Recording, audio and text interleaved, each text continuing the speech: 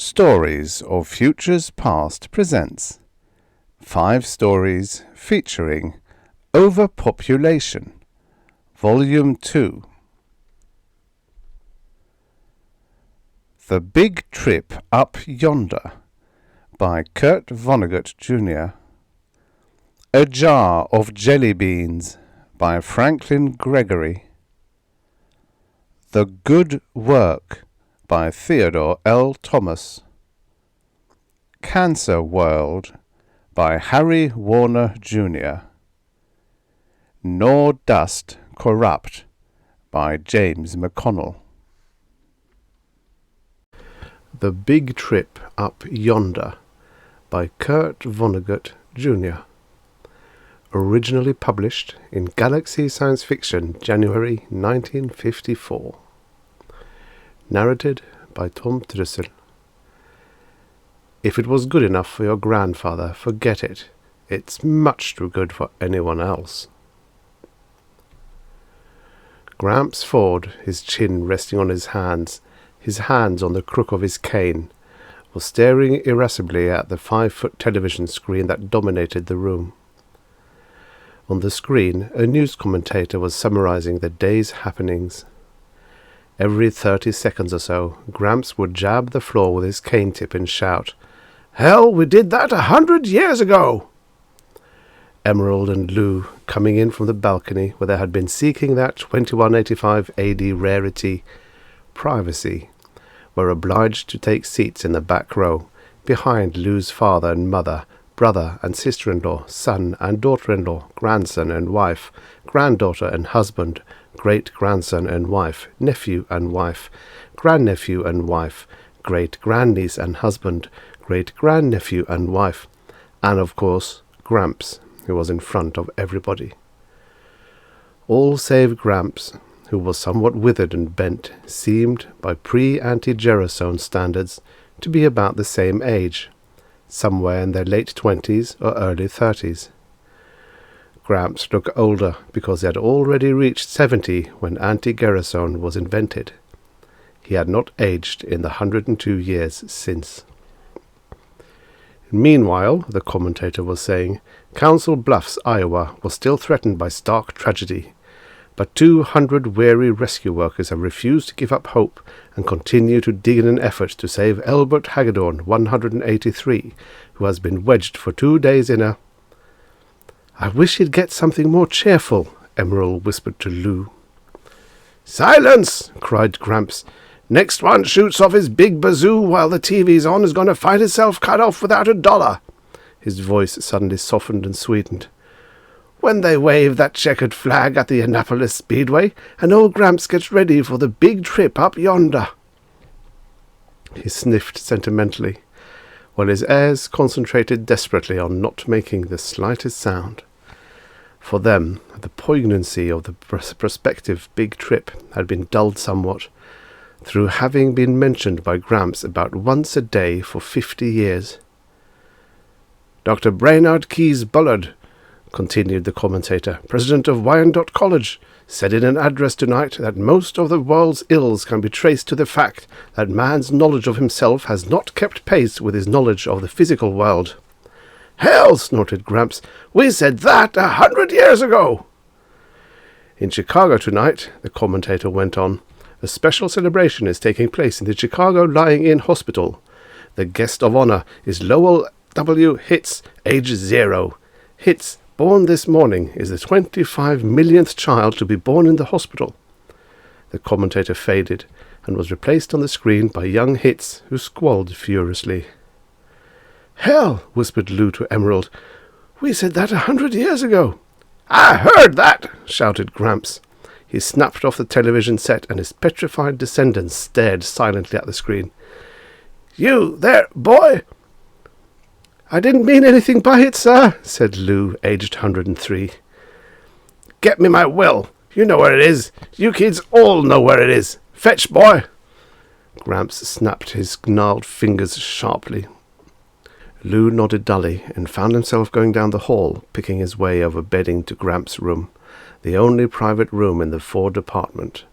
The other rooms were the bathroom, the living room, and the wide windowless hallway, which was originally intended to serve as a dining area, and in which had a kitchenette in one end. 6 mattresses and 4 sleeping bags were dispersed in the hallway and living room, and the daybed in the living room accommodated the 11th couple, the favourites of the moment. On Gramps' bureau was his will, smeared, dog-eared, perforated and blotched with hundreds of additions, deletions, accusations, conditions, warnings, advice, and homely philosophy. The document was, Lou reflected, a 50-year diary, all jammed onto 2 sheets, a garbled, illegible log of day after day of strife. This day, Lou would be disinherited for the 11th time, and it would take him perhaps 6 months of impeccable behaviour to regain the promise of a share in the estate, to say nothing of the daybed in the living room for Em and himself. "Boy!" called Gramps. "Coming, sir." Lou hurried back into the living room and handed Gramps the will. "Pen!" said Gramps. He was instantly offered 11 pens, one from each couple. "Not that leaky thing," he said, brushing Lou's pen aside. "Ah, there's a nice one. Good boy, Willie." He accepted Willie's pen. That was the tip they'd all been waiting for. Willie, then, Lou's father, was the new favourite. Willie, who looked almost as young as Lou, though he was 142, did a poor job of concealing his pleasure. He glanced shyly at the daybed, which would become his, and from which Lou and Emerald would have to move back into the hall, back to the worst spot of all by the bathroom door. Gramps missed none of the high drama he had authored, and he gave his own familiar role everything he had. Frowning and running his finger along each line, as though he were seeing the will for the first time, he read aloud in a deep, portentous monotone, like a bass note on a cathedral organ. "I, Harold D. Ford, residing in Building 257 of Alden Village, New York City, Connecticut, do hereby make, publish, and declare this to be my last will and testament, revoking any and all former wills and codicils by me at any time heretofore made." He blew his nose importantly and went on, not missing a word, and repeating many for emphasis, repeating in particular his ever more elaborate specifications for a funeral. At the end of these specifications, Gramps was so choked with emotion that Lou thought he might have forgotten why he'd brought out the will in the first place. But Gramps heroically brought his powerful emotions under control, and after erasing for a full minute, began to write and speak at the same time. Lou could have spoken his lines for him. He had heard them so often. "I've had many heartbreaks ere leaving this vale of tears for a better land," Gramps said and wrote, "but the deepest hurt of all has been dealt me by—" He looked around the group, trying to remember who the malefactor was. Everyone looked helpfully at Lou, who held up his hand resignedly. Gramps nodded, remembering, and completed the sentence, "My great-grandson, Louis J. Ford." "Grandson, sir," said Lou. "Don't quibble. You're in deep enough now, young man," said Gramps, but he made the change. And from there he went without a misstep through the phrasing of the disinheritance, causes for which were disrespectfulness and quibbling. In the paragraph following, the paragraph that had belonged to everyone in the room at one time or another, Lou's name was scratched out and Willie's substituted as heir to the apartment, and, the biggest plum of all, the double bed in the private bedroom. "So," said Gramps, beaming. He erased the date at the foot of the will and substituted a new one, including the time of day. "Well, time to watch the McGarvey Family." The McGarvey Family was a television serial that Gramps had been following since it was 60, or for a total of 112 years. "I can't wait to see what's going to happen next," he said. Lou detached himself from the group and lay down on his bed of pain by the bathroom door. Wishing Em would join him, he wondered where she was. He dozed for a few moments, until he was disturbed by someone stepping over him to get into the bathroom. A moment later, he heard a faint gurgling sound as though something was being poured down the wash-basin drain. Suddenly it entered his mind that Em had cracked up, that she was in there doing something drastic about Gramps. "Em!" he whispered through the panel. There was no reply, and Lou pressed against the door. The worn lock, whose bolt barely engaged its socket, held for a second, then let the door swing inward. "Morty!" gasped Lou. Lou's great-grandnephew, Mortimer, who had just married and brought his wife home to the Ford menage, looked at Lou with consternation and surprise. Morty kicked the door shut, but not before Lou had glimpsed what was in his hand. Gramps' enormous economy-sized bottle of anti-gerasone, which had apparently been half emptied and which Morty was refilling with tap water.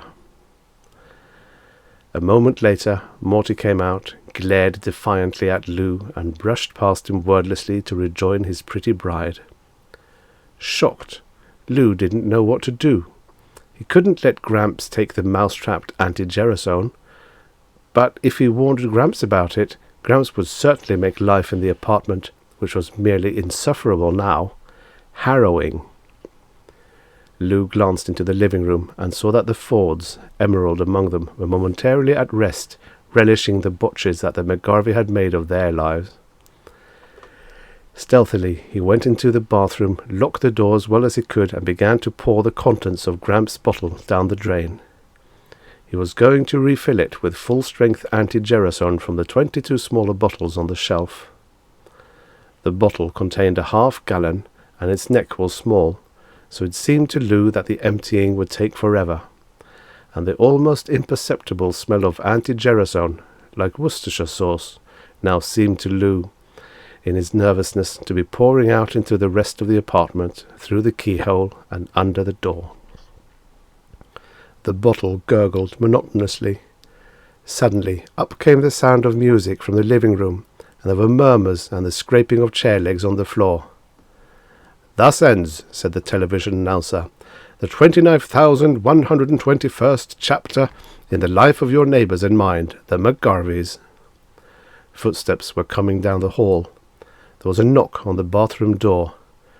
"Just a sec," Lurie cheerily called out. Desperately, he shook the big bottle, trying to speed up the flow. His palms slipped on the wet glass, and the heavy bottle smashed on the tile floor. The door was pushed open, and Gramps, dumbfounded, stared at the incriminating mess. Lou felt a hideous prickling sensation on his scalp and the back of his neck. He grinned engagingly through his nausea, and for want of anything remotely resembling a thought, waited for Gramps to speak. "Well, boy," said Gramps at last, "looks like you got a little tidying up to do."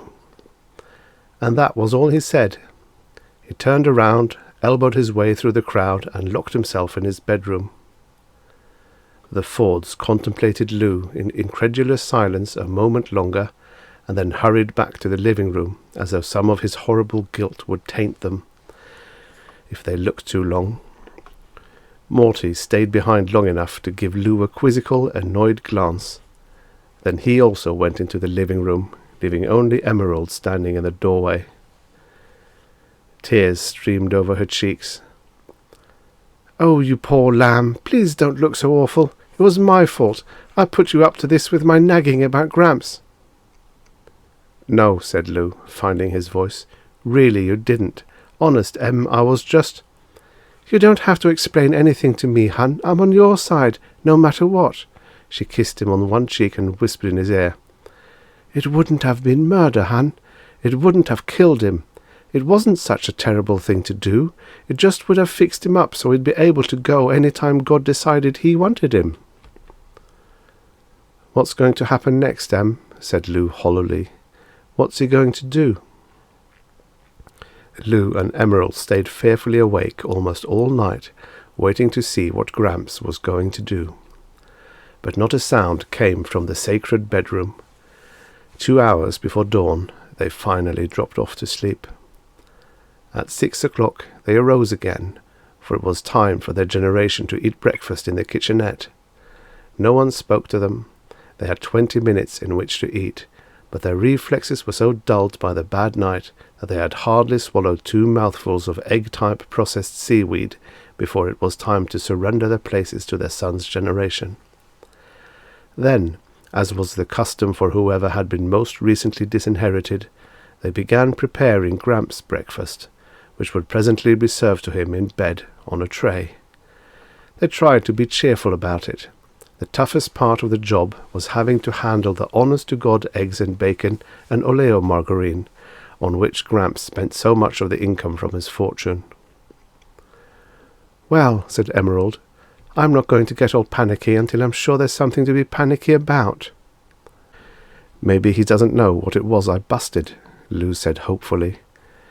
"Probably thinks it was your watch crystal," offered Eddie, their son, who was toying apathetically with his buckwheat-type processed sawdust cakes. "Don't get sarcastic with your father," said Em, "and don't talk with your mouth full either."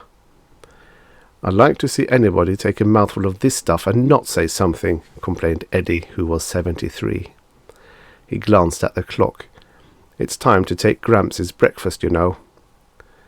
"Yeah, it is, isn't it?" said Lou weakly. He shrugged. "Let's have the tray, Em." "We'll both go." Walking slowly, smiling bravely, they found a large semicircle of long-faced Fords standing around the bedroom door. Em knocked. "Gramps," she called brightly, "breakfast is ready." There was no reply, and she knocked again, harder. The door swung open before her fist. In the middle of the room, the soft, deep, wide, canopied bed, the symbol of the sweet by-and-by to every Ford, was empty. A sense of death, as unfamiliar to the Fords as Zoroastrianism or the causes of the Sepoy Mutiny, stilled every voice, slowed every heart. Awed, the heirs began to search gingerly, under the furniture and behind the drapes, for all that was mortal of Gramps, father of the clan. But Gramps had left not his earthly husk, but a note, which Lou finally found on the dresser, under a paperweight which was a treasured souvenir from the World's Fair of 2000. Unsteadily, Lou read it aloud.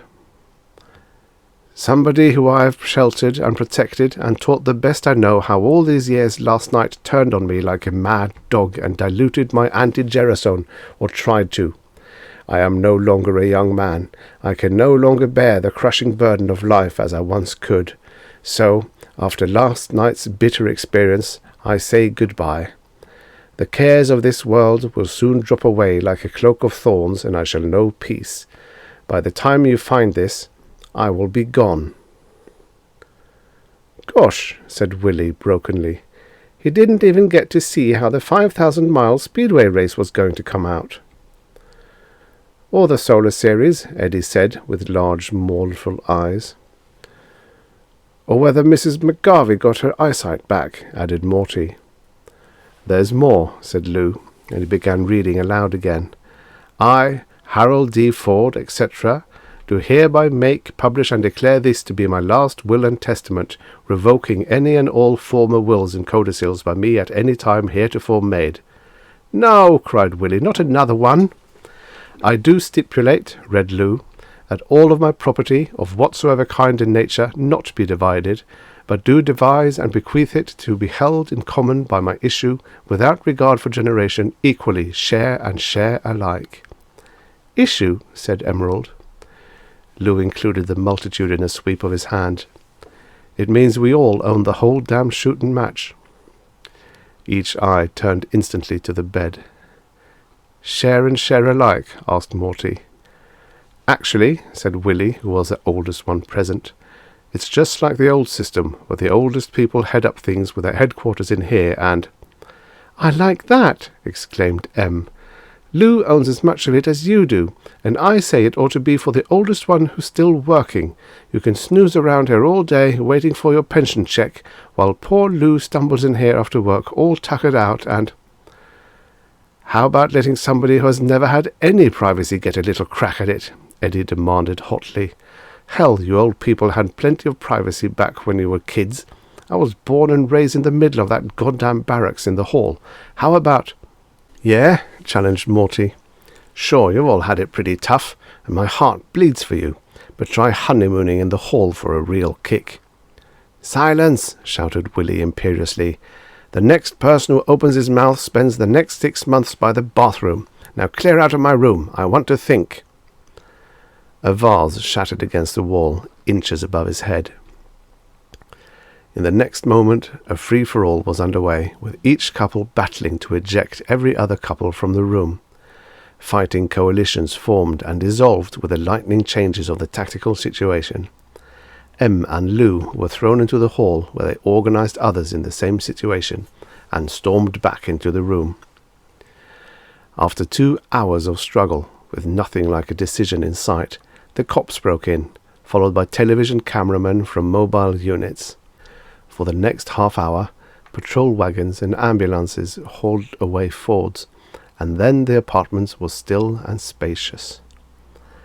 An hour later, films of the last stages of the riot were being televised to 500 million delighted viewers on the eastern seaboard. In the stillness of the 3-room Ford apartment on the 76th floor of Building 257, the television set had been left on. Once more the air was filled with the cries and grunts and crashes of the fray, coming harmlessly now from the loudspeaker. The battle also appeared on the screen of the television set in the police station, where the Fords and their captors watched with professional interest. Em and Lou, in adjacent 4x8 cells, were stretched out peacefully on their cots.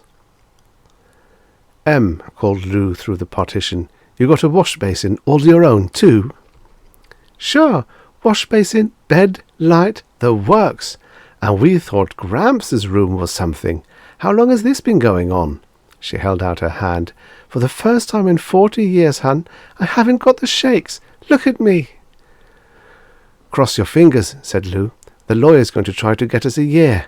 "Gee," Em said dreamily, "I wonder what kind of wires you'd have to pull to get put away in solitary."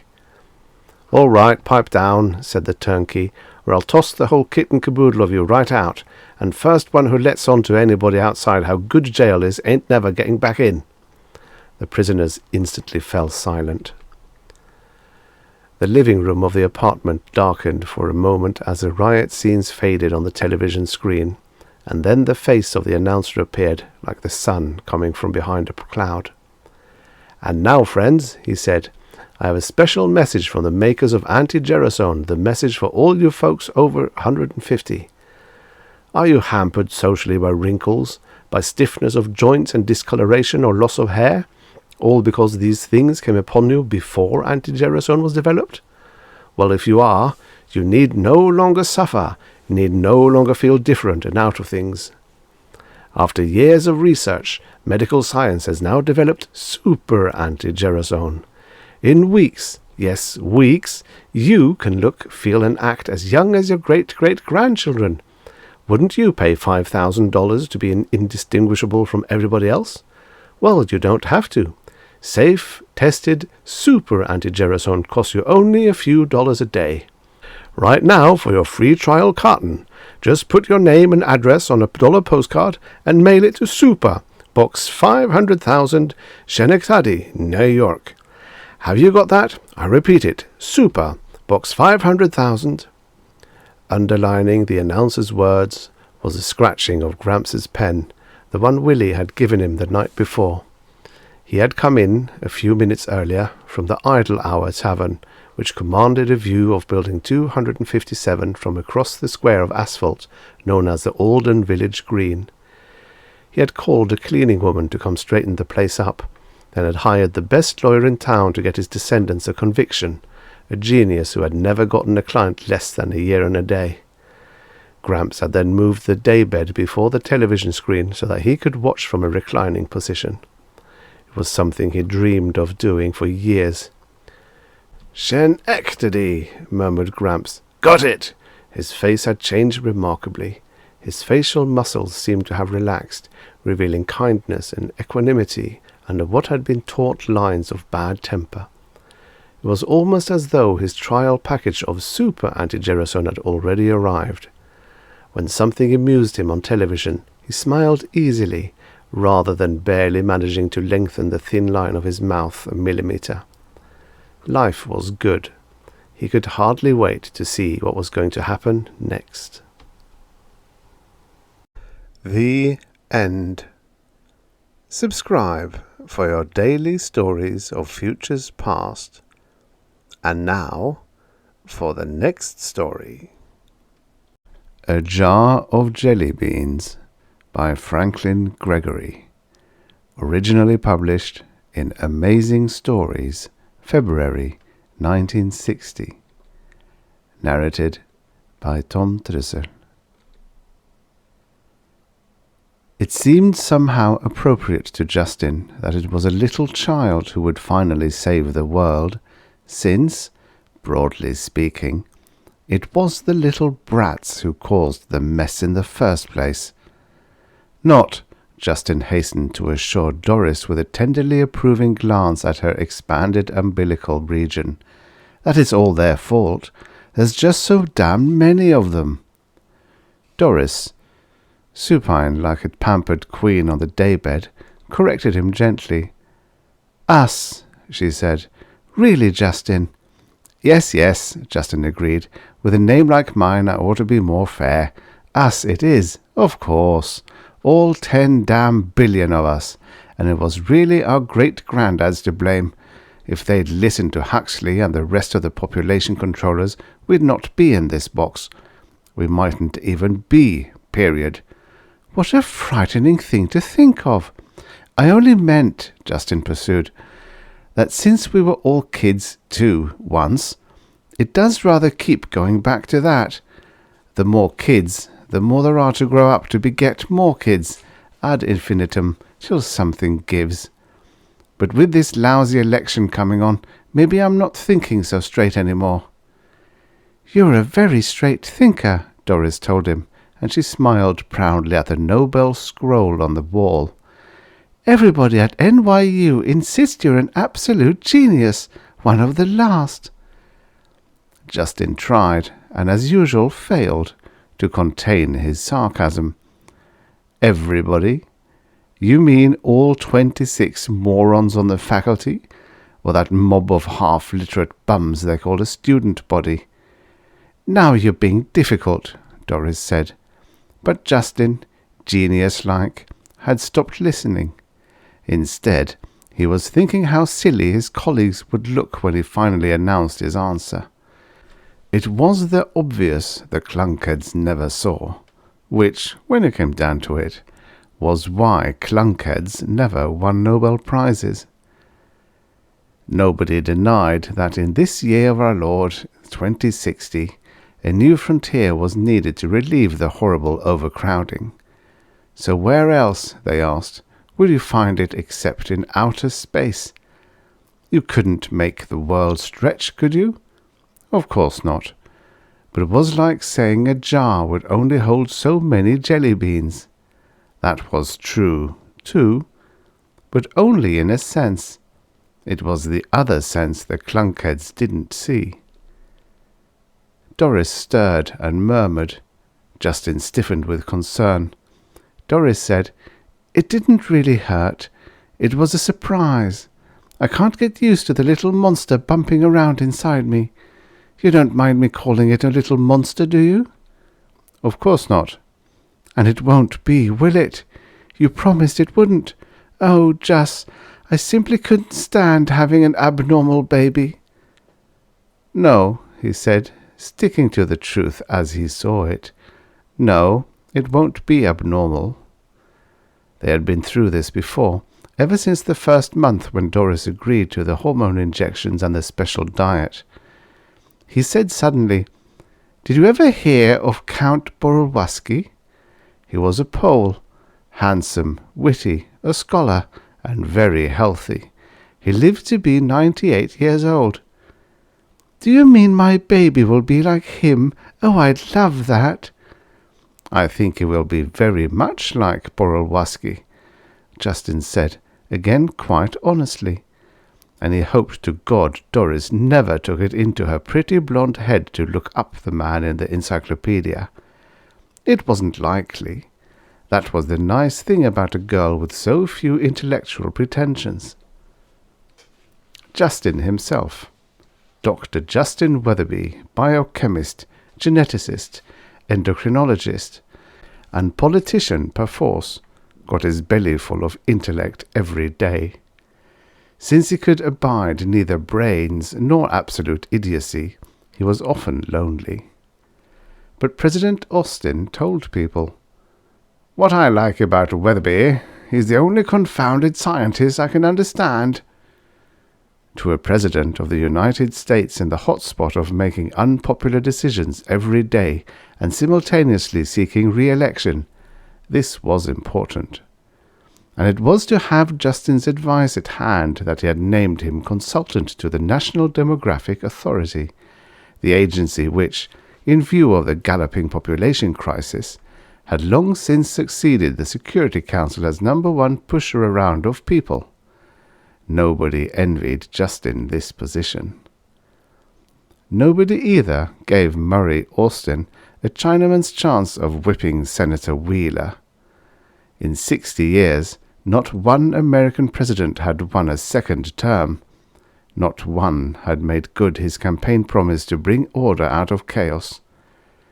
To this unavoidable handicap, President Austin had added one of his own, his deliberate bypassing of the powerful strip city bosses who had placed him in office. By habit, Justin glanced at Doris and then at the calendar on his work table with its fatefully ringed election date of 2 weeks hence, Tuesday, November 2. A bizarre race, he reflected, between the ballot and the stalk. Mind-reading, Doris teased, "What if I had a miscarriage?" "My God, don't even think it!" Doris reached for her manicure set and began to do her nails. She'd really never understood why Justin thought her baby would be more important than anyone else's, except to themselves, of course.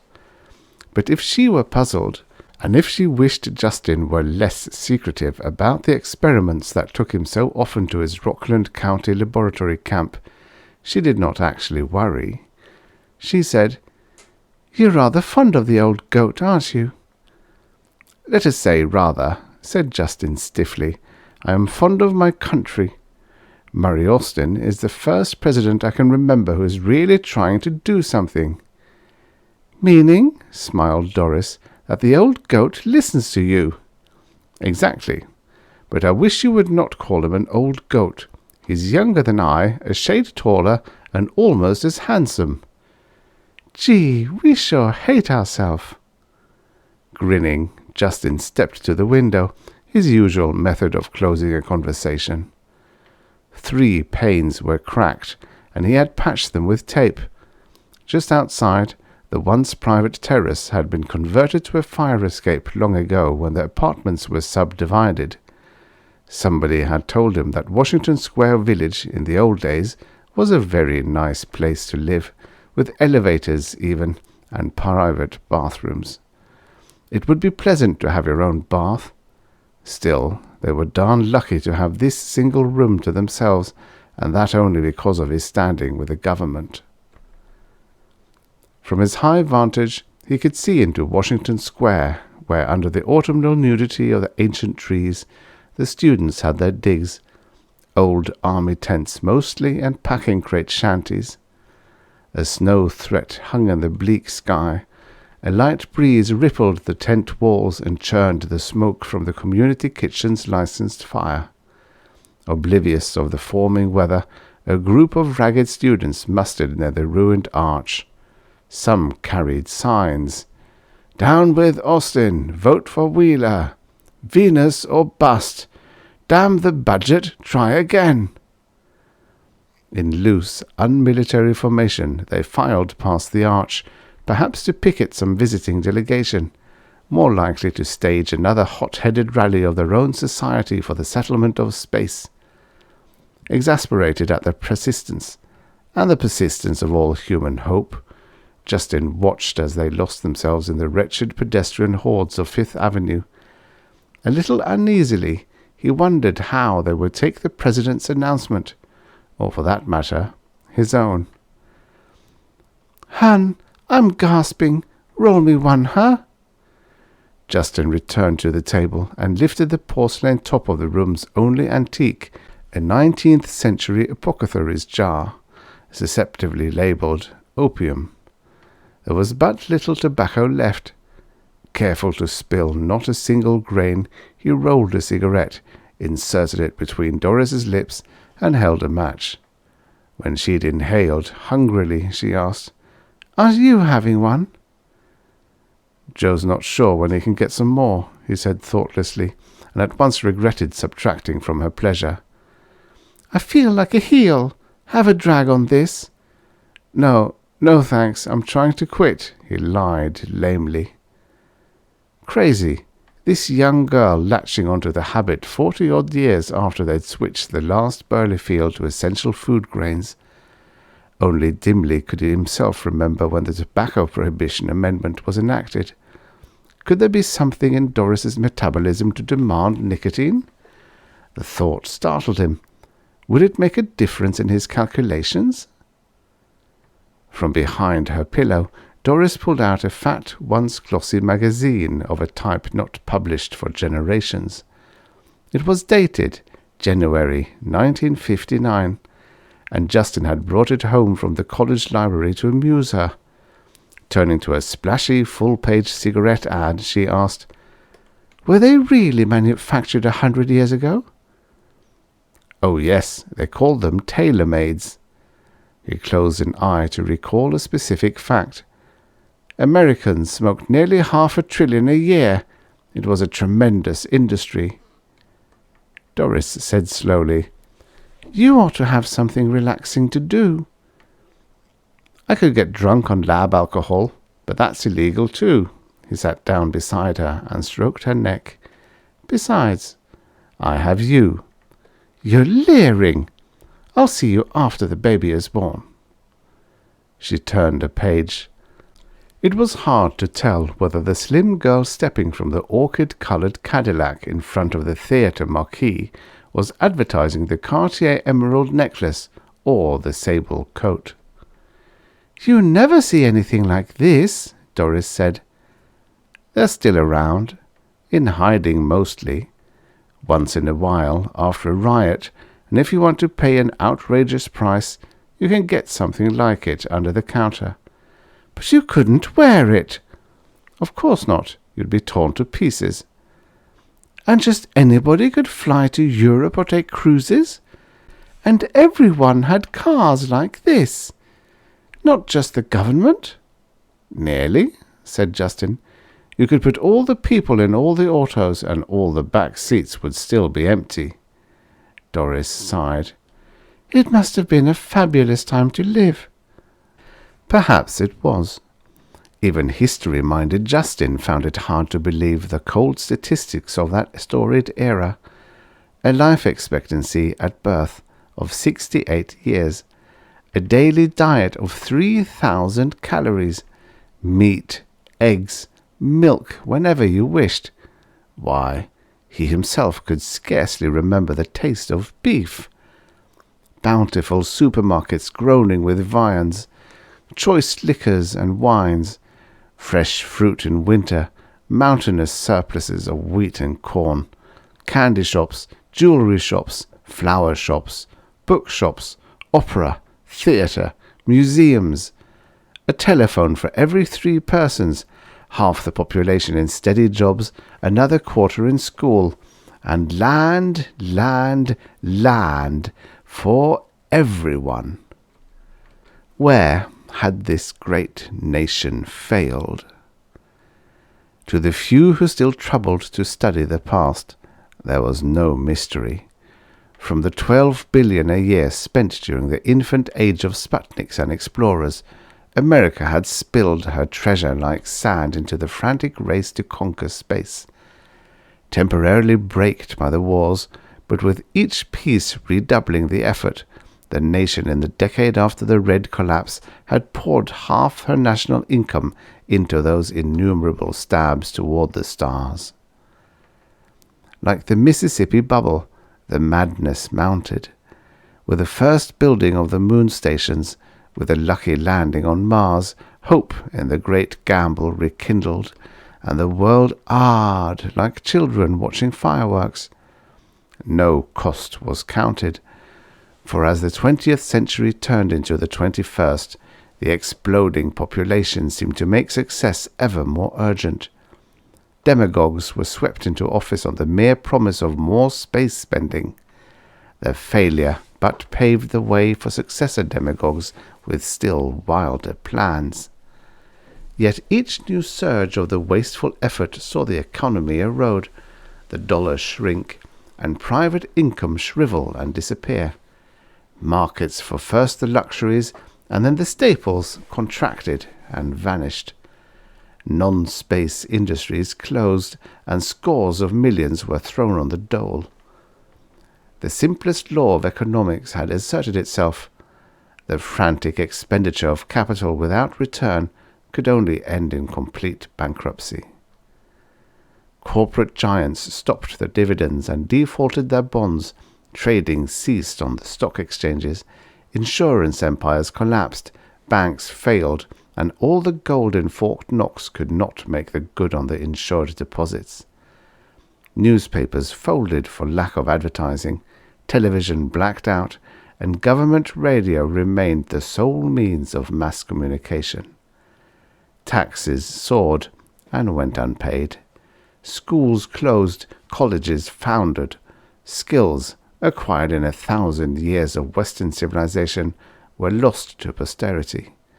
And the great medical discoveries of the 19th and 20th centuries, so important to factor in the mushrooming population, were all but forgotten by the ever-diminishing ranks of doctors. Diseases, once thought banished forever, reappeared. Ignorance spread, tensions gripped the nations. The hospitals, prisons, and madhouses spilled over, and each night brought new terror from marauding gangs. Life became a nightmare. By 2030, the last foundations for any industrial nation collapsed as increasing man, cancer on his own planet, spendthrift and wastrel, exhausted his oil and coal and gas and minerals. By that year, the subways had stopped in New York. Trains braked to a halt from coast to coast. Great liners rusted at their docks. Planes grounded, and the lights went out in street and home. Nor did power from atom or wind or sun or tide begin to fill the breach. Research, so long channeled into the single paramount objective of celestial pyrotechnics, had neglected to find replacement fuels. This was the chaotic age in which Justin Weatherby reached manhood, and Doris was born. Charlie Hackett paid one of his rare calls next morning, flushed from climbing the 7 backstairs flights. He was Doris's uncle, a former mayor of New York, and still the undisputed political boss, with 60 million votes in his pocket, if you counted the upstate graveyards. He was past middle age, plumper than the austere times permitted, and it took him a moment to sit and recover his breath. "Lord," he exclaimed, blinking, "it's good to get out of that mob, and the smallpox out of hand again. What you know, when I was mayor 20 years ago, this town had only 28 million people. It must be twice that now." Justin, wondering what prompted the visit, said, "And it was built for only 8. "Really? You ever been to India?" "Oh, yes." "Worse than here?" "Much worse," said Justin, "though I judge we're about where they were 80 or 90 years ago. I was in London last week, government trip. This Hindu diplomat was blaming us for their troubles." Justin guessed what was coming and smiled. Hackett went on. "He said we went over there a century ago with our bloody doctors and our bloody antibiotics and our bloody surplus food, and cured their diseases and filled their tummies. We cut down their death rate, and now, where they'd had at least a place to lie down, there's hardly room to stand. He claimed it wasn't moral. I suppose, murmured Justin, we should have let them keep on dying like flies. That's what I told him, but he said we could have educated them first and maybe they'd turn to family planning. Justin was grinning. Education on an empty stomach? Like which comes first, the chick or the egg? Rats! Education wasn't the answer. We had more schools than anywhere, but it happened here. We had 200 million people back in 1975, and today we've got 1 billion, which just proves that old Tom Malthus was right. The population outruns the food supply every time if you don't keep it down with war, famine, disease, or sexual discipline. And I guess, grunted Hackett, we can't put a cop in every bedroom. He coloured. Sorry, Doris. It's perfectly all right, Doris said. It might be a very good idea. Her uncle slapped his knee with delight, and Justin chuckled. You know, said Hackett, there's people in Europe still think we should have used our nuclear bombs those last 2 wars. Maybe they're right. It would have cut down the population. No, said Justin, but say we had. There were 4 billion in the world in 1980. How many could the bombs kill before knocking both sides out? 1 billion? All Europe, Russia, and North America? So you'd put the clock back only 20 years to 1960, when there were only 3 billion, and delayed the crisis by only that much. But you'd still have it. No, it was better not, and we hadn't the blood on our hands. He winked. Besides, it saved our nuclear power for the great adventure. Hackett missed the malicious irony. But you can't tell them that. They blame us for everything. They're poor. God, they're poor. And because we're a mite better off, and by some miracle still have free elections, they hate our guts. They always did, said Justin. The legend of Uncle Shylock dies hard. They hate us, Hackett repeated, and yet it's just pitiful the way they look to us for the answer. And now Justin suspected why Hackett had called. Space? Space, affirmed Hackett. They're waiting, like we all are, for the time we can start moving people upstairs. Justin said nothing, and Hackett stared out of the window. Then a bit too casually. I hear Austin's going before Congress with some fool announcement. Justin thought, damn Austin. If ever he needed grassroots support which only the bosses could give, it was now. Yet the idiot had failed even to consult the most powerful man in the East. Yes, Justin said, and after that I'm to make an announcement too. Hackett asked with blunt anger. You tellin', or is it too top drawer for the likes of me? No, listen. He should have told you. I don't blame you for being sore, or MacPhail or Harvey and the rest of your bunch. But this is once you've got to forgive him. You know the strain he's been under, and it's too important for the country. He glanced at Doris, not wishing to shock her, wondering how much she had guessed. He's going to announce, Justin said slowly, that the space program has failed. For an utterly disbelieving moment, Boss Hackett sat very still. Only his hands moved to clench and unclench. The blasted fool! Justin waited. And I'm supposed to forgive that? Why, he'll lose the election for sure now. Not that he had much chance. Justin said quietly, Isn't it about the time we quit kidding ourselves? Hackett glared. My God, man, to destroy in a single stroke everything we've looked forward to for heaven knows how many years. It's our only hope. Justin shook his head. Not our only hope. Again he glanced at Doris, disliking to leave her alone now that it might happen at any hour. Still, there were the women next door. he said. "If you could spare a few hours, I wanted to see what I've done up at my lab at Camp Jukes." As the charcoal-burning government car inched on through the miserable, sluggish throngs of mid-Manhattan, Justin closed his eyes. It was all there. Every evil man had prophesied for multiplying man. The skin lesions of pellagra, the deformities left by infantile rickets, the starvation of face and body and mind. Silent, expressionless sheep, they moved slowly out of the way, and only a few of the more alert turned to curse or spit. At 42nd and 5th, long lines queued patiently up worn stone steps to secure their meagre daily rations in what had once been the great public library. The driver was new, and new to New York. "Geez, where do they live, sir?" Justin nodded toward the soaring skyscrapers, weather-blackened monuments to a commercial past. "As far up," he said wearily, "as they care to climb."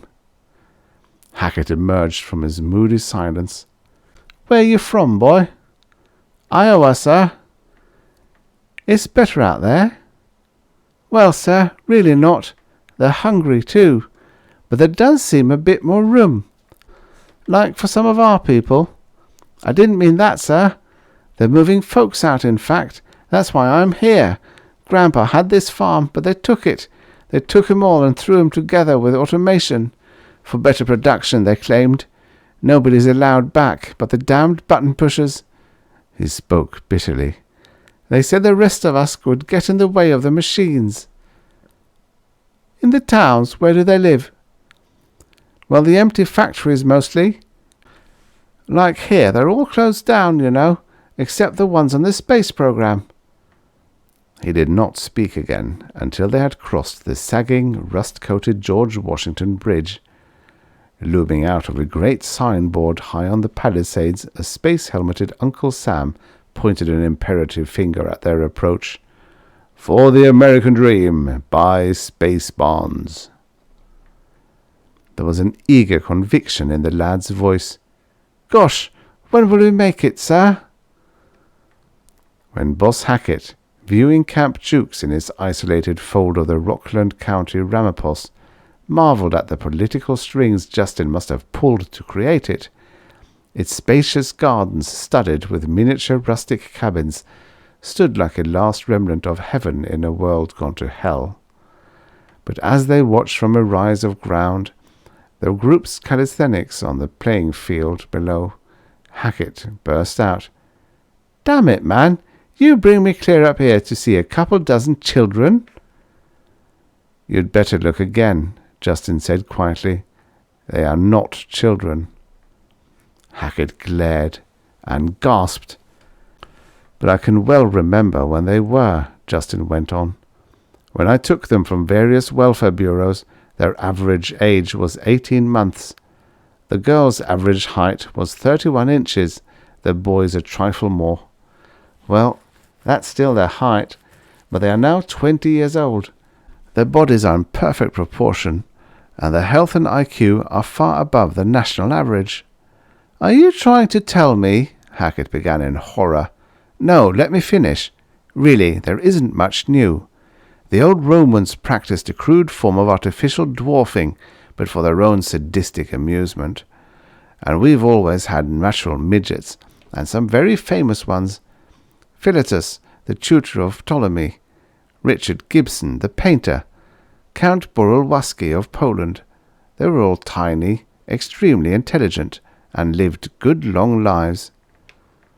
What the early endocrinologists found was that a deficiency of growth hormone in the anterior lobe of the pituitary gland caused the condition. They corrected it by injecting the right pituitary extracts so the midgets grew normally. Charlie, what I've done is merely reverse the process by a proper manipulation of glandular balance. It's nothing they couldn't have done a century ago. And there's your result, a new and better breed of human in which nothing is omitted but size." Hackett sat heavily down on a rock and stared at the group. Good Lord, man, why did you do it? Justin replied with another question. Honestly now, Charlie, how long since we first suspected the space program would fail? I don't know, 20 years maybe. Yes, which was when I began work on the problem. The goal, of course, was to regain our high standard of living. And we thought there were only two answers. Move half the population off the planet, or kill them. Those were the only alternatives. But here I've come up with a third way. Reduction in size. Can't you see what it means? As workers, these little people can produce as much as normal adults, yet they need only half the food and yardage in clothes, smaller houses, smaller everything. Think of the tremendous savings in natural resources. He paused. I know you are terribly shocked, he resumed earnestly. I was startled myself when the idea occurred. We'd always thought progress meant bigness. The ideal man was 6 feet tall and all that. But it's bunk. Even when our standard of living was at record high, that ideal was still the exception. And since our time of trouble began, the average height has actually decreased by 3 inches. Hackett was shaking his head. But damn it, you can't make him small all at once. No, it's a long haul, and it will take all kinds of courage for Congress to pass the laws. But if we don't start now, soon it will be too late. Here is my plan. Some of us think the malnutrition and spreading disease are starting to stabilize the population at about 1 billion, which is still way too high. About 14 million die each year. At present, some 15 million babies survive birth. I can't work it on children over 2 years old. By then, they're too tall. But if we stop the growth, right now, of the 30 million in that age group, allowing for natural mortality, in 20 years we'll have over 200 million small people, a fifth of our number. At least it will give us some elbow room to attack our miserable standard of living. Still, Hackett processed it. It would be rough. Nobody wants to be peewees. I know, and there's another problem. At about age 20, they'll be having their own kids, and midgets don't give birth to midgets, so we'll have to keep on with artificial dwarfing and perpetuity, except... Justin had reached the most delicate point. Well, I tackled it from another angle. What science has known for years is that it's the condition of the child in the womb during the first 3 months of pregnancy that regulates size. I developed a simple injection and diet, and I think the baby Doris delivers will be the answer. Hackett sprang to his feet. You practice on my niece, you cold-blooded louse. Justin held out a pleading hand. Please. I said it would take courage, more guts than the human race has ever known. But if my procedure succeeds with Doris, we'd adopt it as part of the normal prenatal care for all prospective mothers, and in 2 generations, everyone over 3 feet tall would be the exception. Hackett was sneering. Has it occurred to the great noble mind that when we have finally belittled ourselves, the foreign giants will move in and knock us off? Yes, and it's also occurred to Austin. The obvious answer is that sheer size hasn't counted since the invention of firearms. My guess is when they see our returning health and prosperity, they'll be only too glad to join us. Hackett gazed down toward the field. The girls, apple-cheeked and hair in disarray, had teamed against the muscular boys in a softball game. It had been a long time since he had seen such spirit and laughter. Heavily he asked, What shall you want from me? Justin chose his words carefully. When Austin admits the space failure, there will be a great wave of despondency. Then, when all hope seems lost, I am to go before Congress with this new hope. Now I'll be damned naive to think Austin's strong enough to push it through by himself, but Congress would do it for you, and MacPhail in Chicago and Harvey out on the coast, and the rest of your crowd. Mentally, he ticked them off. Blake at Atlanta, and Lipsky up in Alaska, and Cabot in Boston. The all-powerful clique of strip city bosses who actually ran the country. Of course, he pressed, you'd have to re-elect Austin as the only man who has the nerve to see the thing through. Hackett grunted. That's just the trouble, he said. Darkness had fallen when they started back. There was still no telling what Hackett was thinking. He sat stonily alone in the rear seat, a man in deep thought. A bit before 6, Justin switched on the radio. For a few moments an uninspired concert filled the car. Then, we again interrupt to repeat an important warning. Attention all personnel using government vehicles. If you are in normal riot zones, abandon cars at once and proceed on foot. We repeat. Hackett stirred. Blast it, now what's up? Already the driver was slowing down. Hackett pressed his nose to the window. We're in Fort Lee. We're okay here. We sure can't make it across the bridge. Damn it, we'll have to walk into town, but first let's hear the news. Tires crunched on gravel as the car, lights dimmed, swung into a by-street and stopped in the shadow of a high wall. And now for our news report. Riots, the worst in 30 years, swept the nation late today in the wake of President Austin's stunning message to Congress. The federal building in St. Louis is burning. In the San Francisco Embarcadero, thousands of rock-throwing hoodlums are fighting federal troops. In Manhattan, mobs raided food depots. From Japan and India comes word that the president's message touched off the new wave of suicides. The message was brief and, in the view of his party's leaders, courageous. He told Congress he had ordered abandonment of the moon stations. He also has ordered immediate dismantlement of all rocket-launching installations, the closing of rocket-building yards, and the complete cessation of all space research. He had turned back to the General Treasury the last $19 billion earmarked for the space program. We give you this recording. President Austin's voice came on, precise, cool. My decision, believe me, was most difficult. The destruction of a long-cherished dream can never be easy. But within recent years, it has become increasingly clear to our leading scientists that man can never reach the stars. For better or worse, the 10 billion of us humans who had hoped to find a solution for our population problems in outer space must remain chained to this old and tired planet. I say, it is old and tired, but let us remember too that for 6,000 years of recorded history, this earth of ours has made a pretty good home. With Thomas Jefferson, I believe that our world belongs to the living and not to the dead. I do not, I will not, give up hope. Thank you, and God bless you. For a moment, the silence in the car was insufferable. Then Hackett said gruffly, We'd best get out now. Justin heard Doris's tortured sobbing long before he reached the top flight. Trying to hurry, his legs buckled. The long tramp across George Washington Bridge, the 9 miles down the west face of Manhattan, the skirting of hysterical, shouting mobs, the senseless crushing to death of women under their feet. No wonder he was exhausted. And there was Austin's speech. At Times Square, the mob had hanged him in effigy and wrecked his campaign headquarters.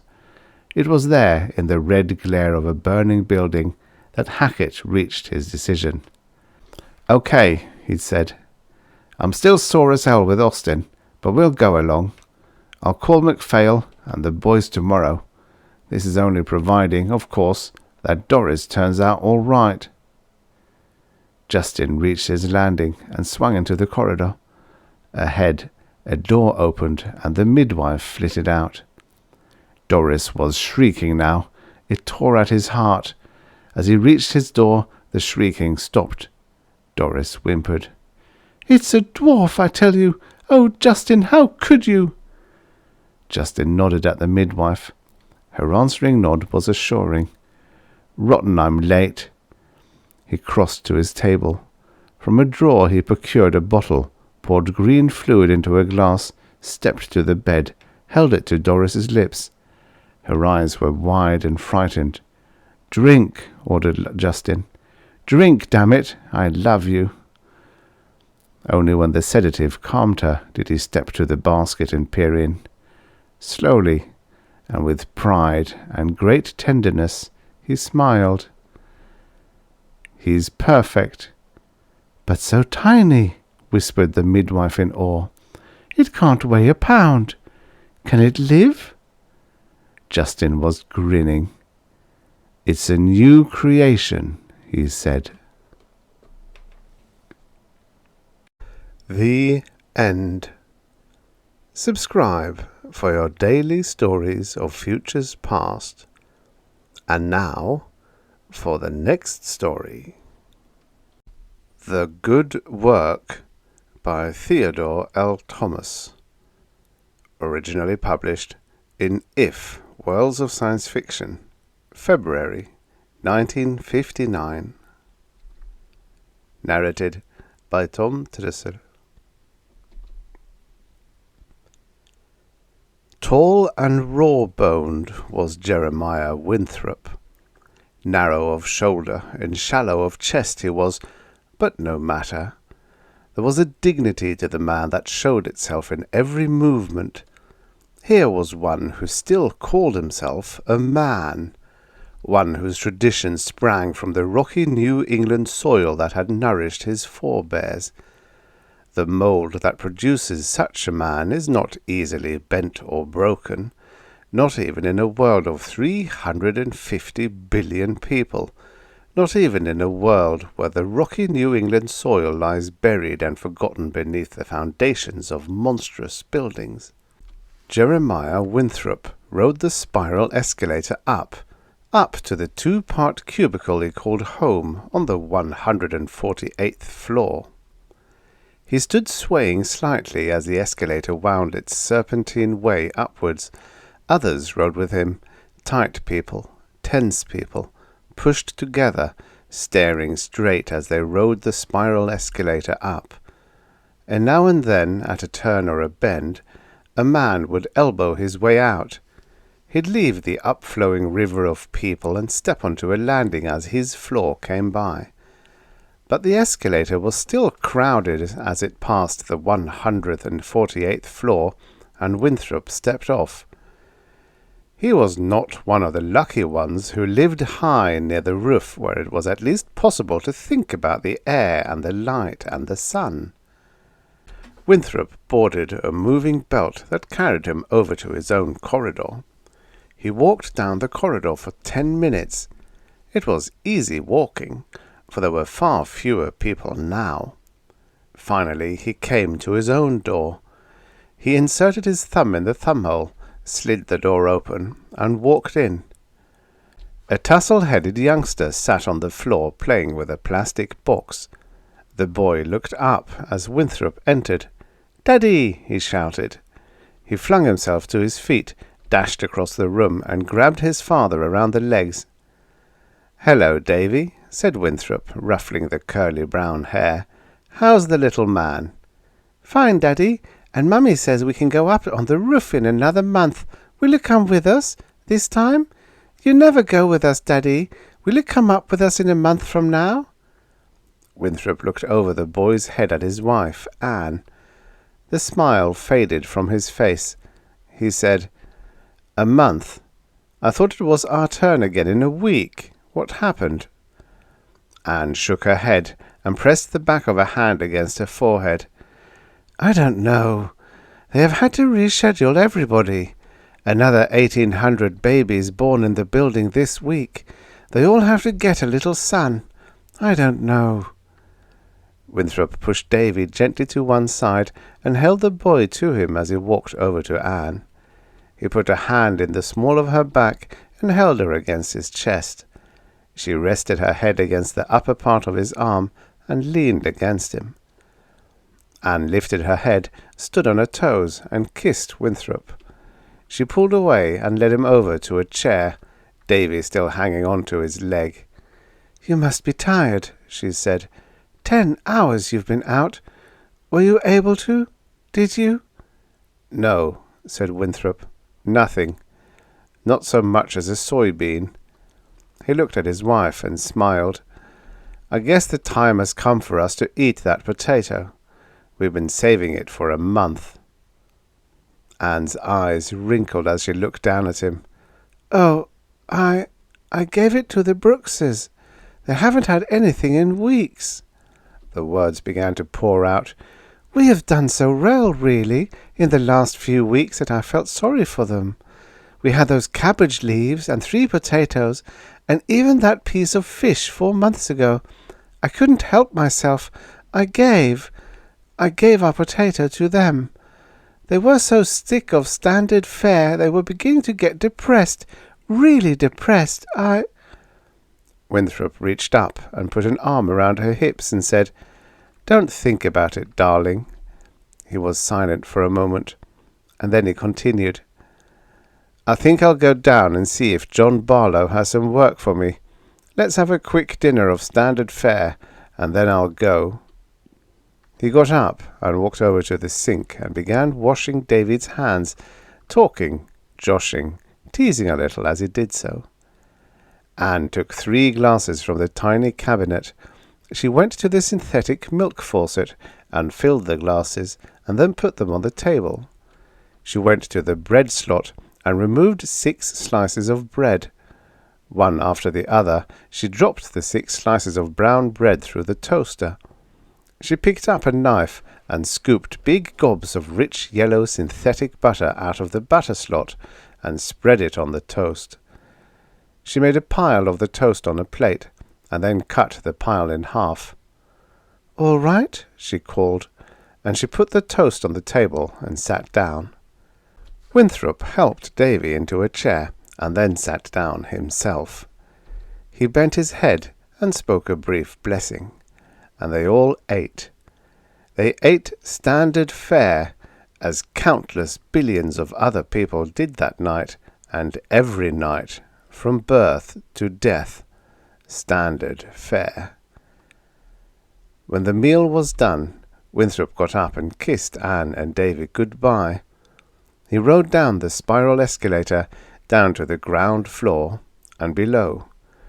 Great throngs of people rode with him, crowded in on each other. He rode down to the 15th sub-level and changed to a belt. He rode past the crowded TV theatres, the amusement halls. He stepped off and went down a narrow side alley where some of the shops were. Immediately the crowds fell off. A little way down the alley, Winthrop turned into the door of a tiny store. It was empty, except for John Barlow, the owner. "Nice to see you," said Barlow, springing up and taking Winthrop's hand. "I was just thinking about you. In fact, I was going to come up and see you in the next day or 2. Come in and sit down." Barlow sat in the chair, Winthrop on the small counter. The 2 men filled the store completely. "That sounds good, John. Do you have some work for me?" Barlow looked long at Winthrop and slowly shook his head. "No, Jeremiah. No, I don't even have work for myself any more." He hesitated a moment and went on quietly. "I'm going out of business, Jeremiah. I can't make it work. I don't take in enough money to keep my stock up. People don't need money, what with free movies and clothes and food and everything else. No one buys food. They all live on standard fare, and they don't seem to care any more. So now I'll have to join them, unless I can find other work." "I'm very sorry, John. I feel I helped drive you out of business. I never gave you money for what I took." Barlow shook his head. "No, Jeremiah. You always worked for everything. Other people are not as willing to work as you are. They all want something for nothing. Who else would be vaccinated and take the immunization shots so he should go all the way across the city for me the way you do?" They sat quietly. Winthrop said, Where is it all going to end, John? What's going to happen to everybody? I don't know. Some people work. There must be jobs somewhere. I suppose they get them through the Ministry of Government Employment, and you know what people say about that. Government workers won't even talk about it. Everybody says they're ashamed of it. I don't know what's going to happen, except I'm through. I'm going to take my stock home with me tonight, and that ends it. Winthrop looked at the box that contained all of Barlow's stock. The box measured about 1 foot on the side. Jeremiah, I want you to have something. Barlow reached down to the bottom of the box and brought out an object that he held toward Winthrop. Winthrop looked at it and gasped. An egg! A real hen's egg! I recognize it from the pictures. Winthrop looked up. But I can't take it, John. I can't. I want you to have it, Jeremiah. I want you and Anne and Davy to have it. Now don't argue. I'll wrap it up, and you take it right home. Barlow turned and lifted a small box down from a niche. He lined the box with synthetic cotton and gently nestled the egg in the center. After covering the egg with another layer of cotton, he closed the box and wrapped it and tied it with a broad white ribbon under which he slipped a little card of cooking instructions. Then he handed the box to Winthrop. Take it home, Jeremiah. I'll be up to see you sometime soon. Go on now. And he urged Winthrop off the counter and out the door. Winthrop went, holding the box in both hands. As he worked his way through the crowds, he held the box to his stomach, turning his shoulders to meet the press of people. He was still holding it with both hands half an hour later when he entered his home. Anne looked up, surprised. Jeremiah, I didn't expect you home so soon. Her eyes fixed on the package. What is it? What have you got? Winthrop walked to the table, put the package on it, and carefully began to open it without saying a word. Anne and Davy stood close to him.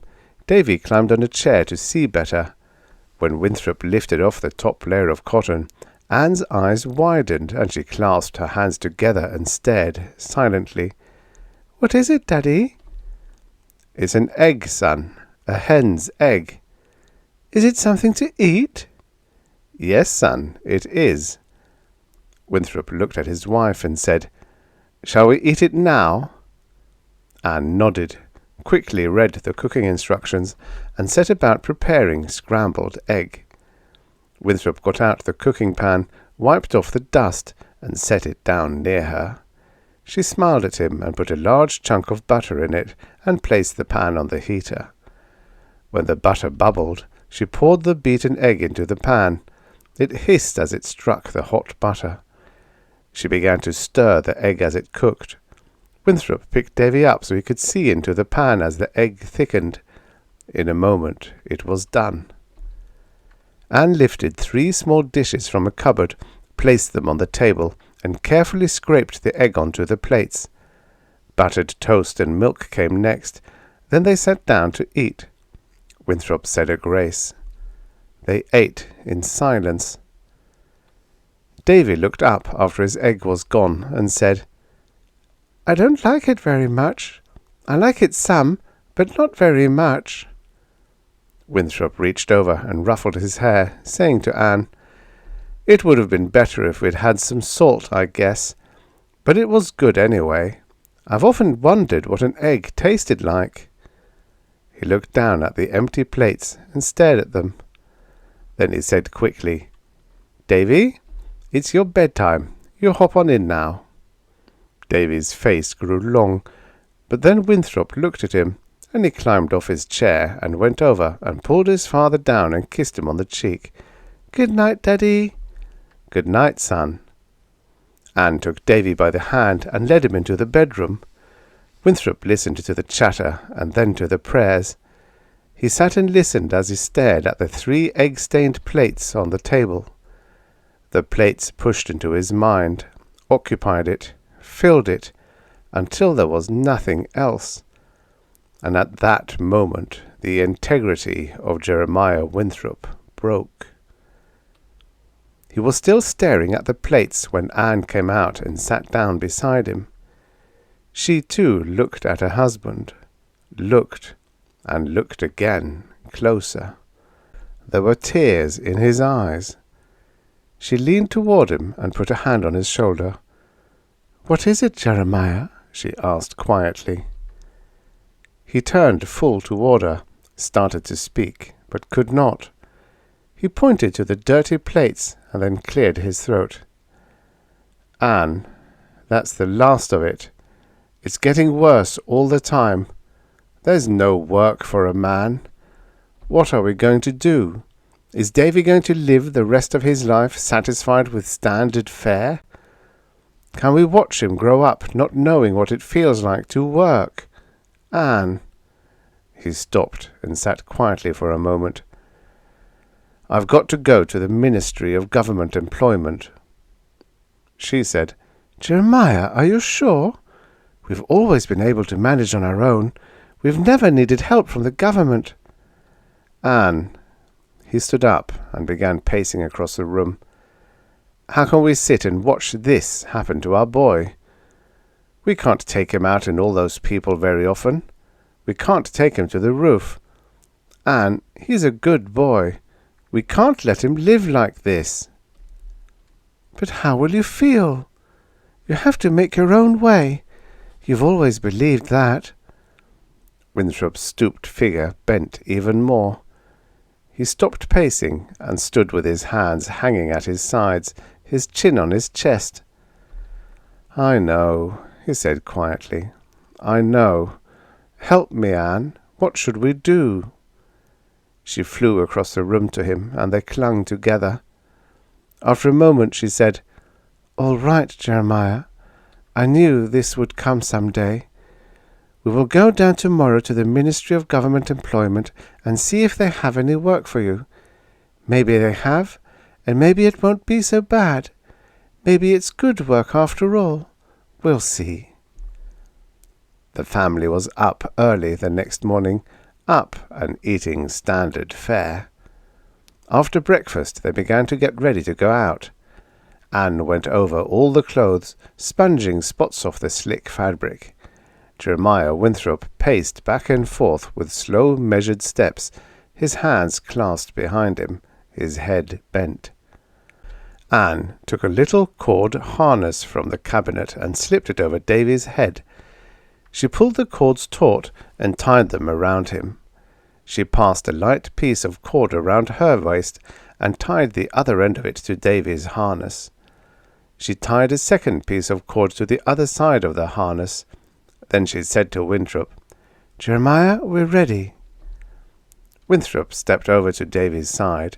He passed the second piece of cord around his waist and tied it fast. "I'm ready," he said. They went out the door, and it was not bad at first. Riding down the spiral escalator, it began to get crowded. People pressed shoulder to shoulder. Davy clutched a parent's hand in each of his own. When they arrived at the belts below ground level, the press grew greater. Anne and Winthrop used their legs to make room for Davy to stand on the moving belt. The upper portions of their bodies pushed out against the packed mass of humanity. They held their arms bent at the elbows to form a bridge around Davy's head, stooping a little to do so. Silently they pushed back against the surge of people. They changed belts by walking in a kind of lockstep, and again formed a trembling bridge with their arms around Davy on the next belt. Twice more they changed belts, and in 2 hours they arrived at the building next to their own. It was easier, going up the spiral escalator.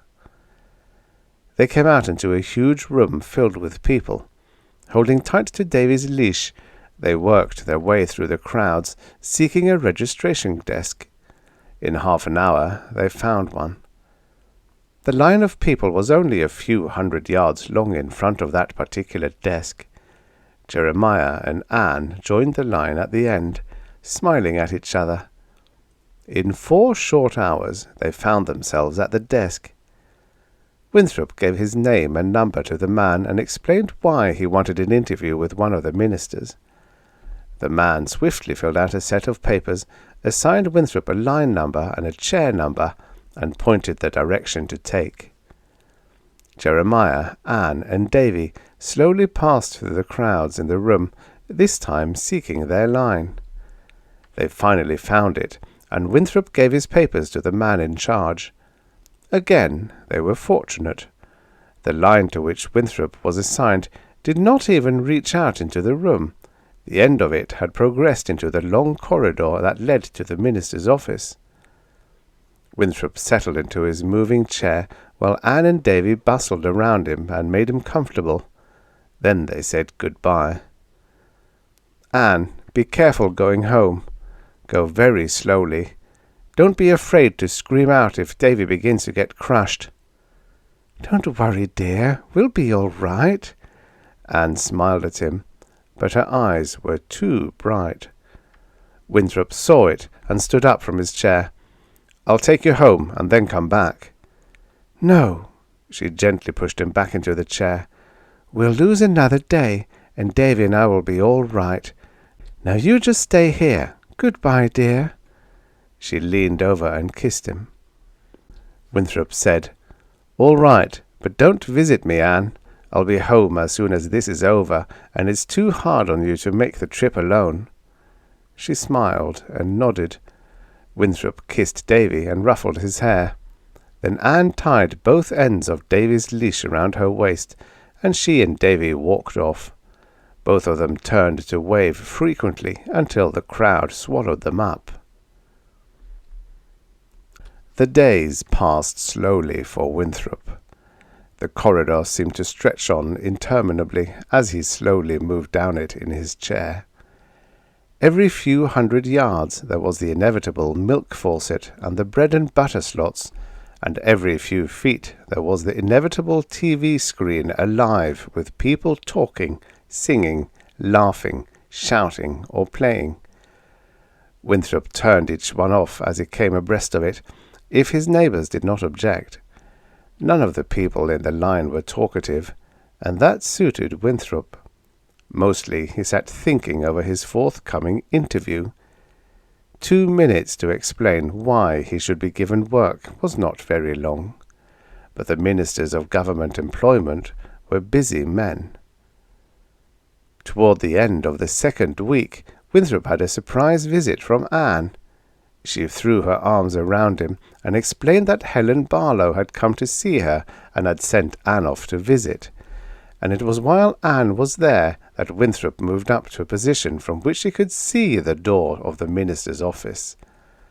When Anne left, she went with the comforting knowledge that it would be only a few days more. The time came when Winthrop was at the door. Then, suddenly, he was in the anteroom, and before he could fully realize it, he was standing in a very small room before the minister. Winthrop identified himself and said, "I have a boy of 4, a fine boy, and a fine wife too. I want to work the way a man should to give them something besides standard fare. Here is what I have worked at in the last 5 years." And Winthrop listed the things he had done. The minister listened. He had white hair and a lined face whose skin seemed to be pulled too tight. When Winthrop had finished, the minister looked steadily into his face for a moment. Winthrop could almost feel the probing of the level blue eyes. Then the minister turned to a device that loomed over him to one side and punched a complex series of buttons. There was a whirring noise behind the wall of the tiny room, and then a small packet of cards appeared at the slot in the bottom of the device. The minister picked them out and glanced at them, and an odd expression of sadness swept across his face. It was gone in an instant, and then he looked up and said, "Yes, Mr. Winthrop, we have a job for you, and the full 6 hours a day too. You will be on the maintenance crew of your building. Your job is explained here." He passed over a card, "and it consists of tightening the nuts on the expansion joints in the framework of the building. It is very important to do it right, so read the card carefully." Winthrop nodded eagerly. The minister handed over another card and said, "Here is a description of the daily reports you must turn in." Another card. "Here is how you and your chief decide your working schedule, and you must adhere to it. It is very important. The chief of your tightening crew will go over it with you. Here is your requisition for the special wrench you will need. Here is your pay schedule. You can decide if you want to be paid in money or produce. And one very important thing," the minister leaned forward to emphasize his remarks, "you are not allowed to talk about your job with anyone, not even with your best friends. Is that clear?" Winthrop nodded. "Yes, sir. The reason is that we do not want people fighting over jobs. Not many who come in here really want to work, but there are a few. We have to pick good men for this work. Those buildings must be kept in good condition. Others less fortunate than you might not understand that you are just the man we need. So no talking about your work. No talk of any kind, on pain of dismissal." The minister sat back. "Well, I guess that is about all. Report for work in the morning. Good luck." And he held out his hand. Winthrop shook it and said, "Thank you, sir. I'll work hard for you. I didn't know you needed men for this work, or I would have been here sooner. I'd always heard that. Well, thank you." And Winthrop turned to go. Out of the corner of his eye, as he turned, he thought he saw again that ephemeral expression of sadness. But when he looked the minister full in the face, it was gone. Winthrop went out the side door. The entire interview had taken 1 3/4 minutes. Winthrop left early the next morning so as not to be late for work. As it turned out, he was unable to get off a belt at the proper landing. Too many people in the way, and it took him 15 minutes to retrace his steps. He arrived exactly on time. The chief of the tightening crew was a big, bluff man with a red face. He took Winthrop in tow and showed him how they worked. The crew chief had a vast knowledge of the crawl spaces in the interior of the building. He showed Winthrop the blueprints from which the tightening crew worked, and explained that by coordinating their work with all the other tightening crews, they made one complete round of the building every 8 years. By then it was time to do it again. The nuts worked loose from the constant expansion and contraction. It was quite a job keeping track of the area that the tightening crew covered. It was a large crew. But each member turned in daily reports, and there was a large clerical staff to keep the records straight. In fact, there were more men keeping records than there were doing the actual tightening work. The chief pointed out that Winthrop was to be one of the elite, one of those whose work justified the existence of the huge staff. The tone of the chief's voice made it clear that there was a kind of quiet pride among the men who did the actual work. The chief issued Winthrop his wrench and showed him where to start. The day passed swiftly. The tightening of the nuts was not so bad, although Winthrop's arm grew sore after a while. The difficult part was gaining access to the nuts in the first place. Winthrop had to use all his agility to wriggle through confined places. Yet it was good to be working again, good to feel the sweat start from his brow from hard work instead of from the press of people. In a week, Winthrop was no longer dog-tired when he got home at night. There was much laughter in the Winthrop household, much reading and playing games and telling stories. They even watched the TV screen now and then. Somehow, it no longer seemed so fruitless. The monotony of standard fare was broken. The head of the house was working steadily. It was now possible to plan ahead for a variety of meals, and that made it easier to wait when there was nothing to eat but standard fare. Winthrop developed skill and speed at locating and tightening the nuts.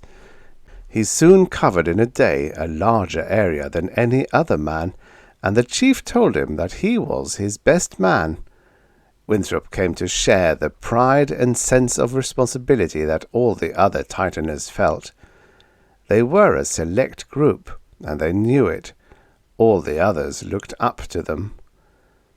It was after dinner one night that Winthrop sat back, hooked his thumbs in the armholes of his shirt, and watched Anne and Davy finish the half-dozen peas. They looked at him and smiled, and his heart warmed. "You know," he said, "I think I'll visit John Barlow for a few minutes. I haven't seen him since he gave up his store. Do you mind, dear?" Anne shook her head. "No, you run along. I'll play with Davy for a while and then put him to bed. Don't stay too long." Barlow answered Winthrop's knock. "Well, Jeremiah, come in, man, come in." Winthrop walked in, and the two men stood looking at each other. Winthrop was surprised at how well Barlow looked, and he said so. Barlow laughed. "Yes, the last time we met I was pretty far down in the dumps, I guess. But I'm working, Jeremiah. I'm actually working. Important work, too." His enthusiasm was infectious, and Winthrop found himself laughing. "I'm glad for you, John, and I know how you feel, because I'm working, too." Barlow stepped forward and wrung his hand. "That's fine, man, fine. Government, I guess, just like mine. It isn't so bad, is it? Not nearly as bad as we thought. Good, steady, important work makes a man feel like it's worth living." Helen Barlow came out of the other room. "Why, Jeremiah, I didn't know you were here. How nice to see you." "Yes, and he's working," said Barlow.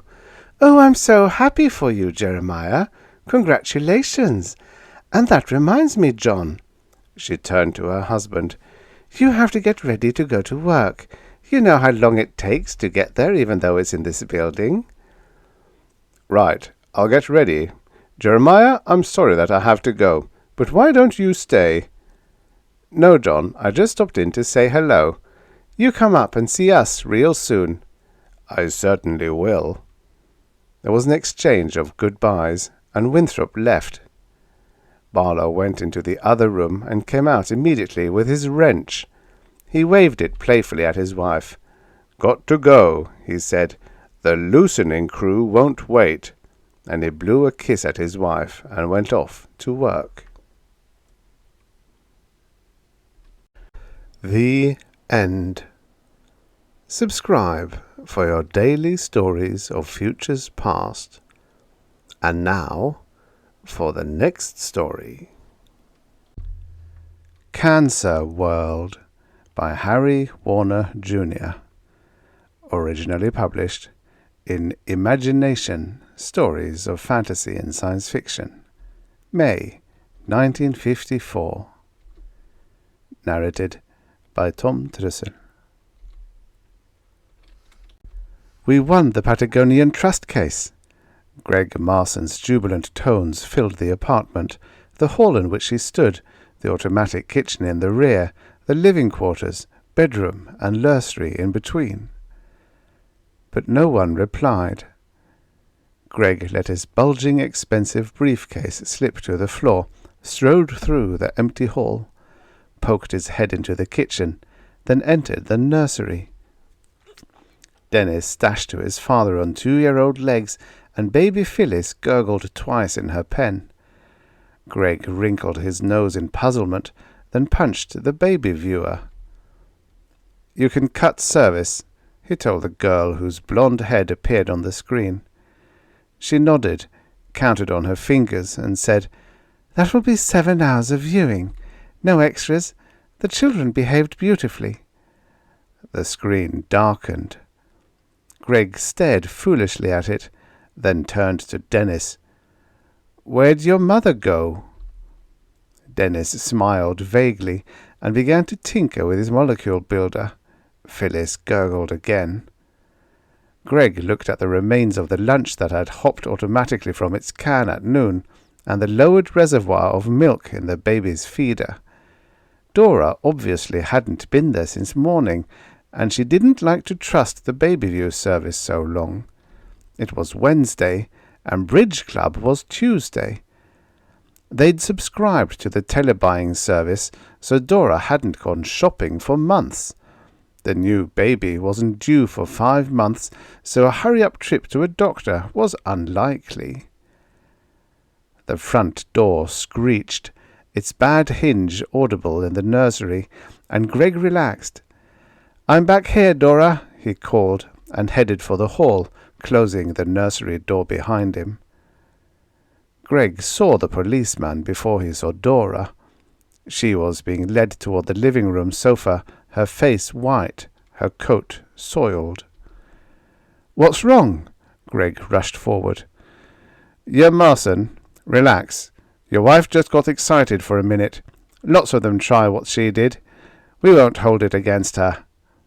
Dora pressed close to Greg, her head pushing against his chest, her body trembling. Reproachfully, the policeman was saying, "You should have stayed home on her check day. If she could have reached you when she heard the news." He brushed invisible specks from his spotless uniform and walked out of the apartment. Greg led his wife to the sofa and sank down beside her. "Check day." He stared at her with disbelief. "I'm sorry," she said in a whisper, not looking at him. "You never could remember anniversaries or dates, and I didn't want to worry you." She started to quiver again. "How bad is it?" Greg fought for words, blinking to try to drive away the haze before his eyes. "It isn't serious at all," she said, raising her head and looking at him for the first time. "They said that the operation will take only a few minutes. They said cancer wouldn't ever be dangerous if they always found it as quickly as this time. I'm really very lucky, they said." "But you should have told me that this was your check day. I was worried about the Patagonian case, and I just—" Then Greg stared straight at his wife, trying to pierce the strangeness that covered her eyes. He realized in a flood of terror the full implications of this day. "Dora, do they let you have the child if you're pregnant when they find cancer? I don't remember." She sat erect and pushed the hair away from her eyes, suddenly the stronger of the two. "Of course, I can have the child," she said. "And please don't worry about today. I was silly and fainted when they brought in the report, and when I came to, I tried to pretend that I'd suffered amnesia. It was foolish, because they could have identified me from the records, but they told me that lots of women get the same idea, so maybe I'm not so terrible after all." Dennis wailed from the nursery, and Phyllis's thin cry joined his. "They're lonely," Dora said. "I'll go and see." "Wait, you didn't make a decision?" "Of course I did," she smiled palely. "I reserved passage." "But you can't go away. What would I do without you and the kids?" "Don't shout so. You'll frighten them. And stop thinking about yourself. You know I'd be willing to undergo sterilization, but we can't inflict it on the kids when they're still too young to decide for themselves." "I'll find some way out. There must be someone who'd be willing to be bought." "Don't talk that way," she tried to laugh. "After all, you've always said you'd like to have the children see another planet." Greg sat down again and covered his face with his hands. "Don't say that, Dora. Sure, I'd like to take my family to Venus if they ever opened it up for colonization. But that's a fine planet. Mars is hell, and the law says I can't go with you or the kids."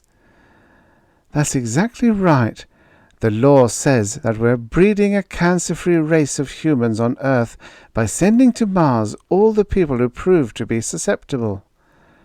Greg shook his head. That plan wasn't set up just to breed out cancer-prones. It was partly to keep Earth from starvation when overpopulation became an impossible problem. It isn't really a moral issue. Look, you can probably cancel your passage and we can arrange sterilization. The kids will approve when they grow up." Now it was Dora who held Greg close. "I don't want to leave you," she said desperately, "but there's nothing else to do. You know the Carstairs and the Andresens. The same thing happened to both of those girls. They talked it over with their husbands and decided on sterilization, and the Andresens broke up the next year, and Mrs. Carstairs is in the mental home." Greg was silent for a moment. Then he looked at her. "When do you leave?" The children wailed again. "I won't be here next Wednesday." She arose and walked unsteadily toward the nursery. Greg drove the next morning through narrow streets and backed his car into a parking space close to his destination. He sat for a moment, frowning at the antiquated, dirty buildings, half residential, half business. Then he left the car and walked up the half-dozen uneven stone steps to modern laboratories. Behind the small front office, modern laboratories contained an array of test tubes, some sluggish guinea pigs, and dusty bottles. A man who Greg knew must be Dr. Haskett stood in front of the bottles and looked dubiously at him. "My contact told me to say that I need altitude shots," Greg said. "He also told me to say that I've heard of your success in transplantations." "Sit down." Greg found a stool and looked unhappily at the grimy fingernails of Dr. Haskett, which were now tapping the sink's edge. "Did your friend explain how much it will cost?" "The check's written." Greg handed it over. "It's dated ahead. I can stop payment if you don't do what you promise. And secrecy is important. My wife doesn't know what I'm doing." "Marta," Dr. Haskett called. A girl from the front office came into the laboratory and in bored fashion pulled a soiled white robe over her street dress. "Lie down here." Dr. Haskett shoved 2 tables together to provide a large flat surface, and Marta shoved home the lock on the single door leading out of the room. "But sign this release first, and undress. You prefer intravenous anesthesia, I suppose?" "There's not much risk?" Greg asked, his perspiring fingers slipping as he tried to unknot his tie. "Not much risk that you'll fail to make a good transplantation?" "I guarantee that part of it," Dr. Haskett said, opening a case and withdrawing instruments. "The only risk lies in the danger that it will grow too fast in 6 months. I won't give it a chance. My wife gets sent to Mars next week. I'm going to ask for a special check and get myself sent aboard the same ship with her. I know the right people." Marta laughed openly. Dr. Haskett shot a glare in her direction, then looked calculatingly at Greg. "You're talking like a child," he said. "If I implant cancerous tissue in your body, you can't submit to a check for at least 6 months. The examiners would find the scars of the operation. There are laws against what you want me to do for you." Greg stared at the tie he had finally pulled loose. "But I can't wait 6 months," he said helplessly. "If Dora gets sent to Mars alone, you know what will happen as well as I do. Deported people are automatically divorced from their husbands and wives on Earth. They have to marry again as soon as possible on Mars. The women need someone to support them and their kids. The men need the women to run the houses up there." The woman straightened her face with an effort, took off the white robe, and tossed it on the floor. Then she unlocked the door and returned to her office. Dr. Haskett turned his back on Greg, saying, "I'm afraid there's nothing I can do for you, sir." Greg drove from the run-down district faster than the law allowed. Did the ordinary man on the street submit calmly when this happened to his wife, or did he have contacts that Greg had never known? Still, it seemed unlikely that many persons could escape the law. Every nation on Earth cooperated to send cancerous persons to Mars, not only to breed the disease out of Earth, but to relieve the tremendous pressure of a growing population. The effort was succeeding, even though it was taking much of Earth's resources to send the people and supplies to Mars, even though the project had delayed the opening of colonization on a real paradise planet, Venus. Pulling into the apartment's parking cell, Greg rode the elevator to his floor. The apartment was dark and silent. A single lamp glowed faintly on the living room desk, and then he saw the note beside the view phone. "I didn't exactly lie about the date of my passage," the note said, "but I misled you. The children and I went at noon today. It's the best way. We couldn't stand the torture of a week, so I asked for immediate passage.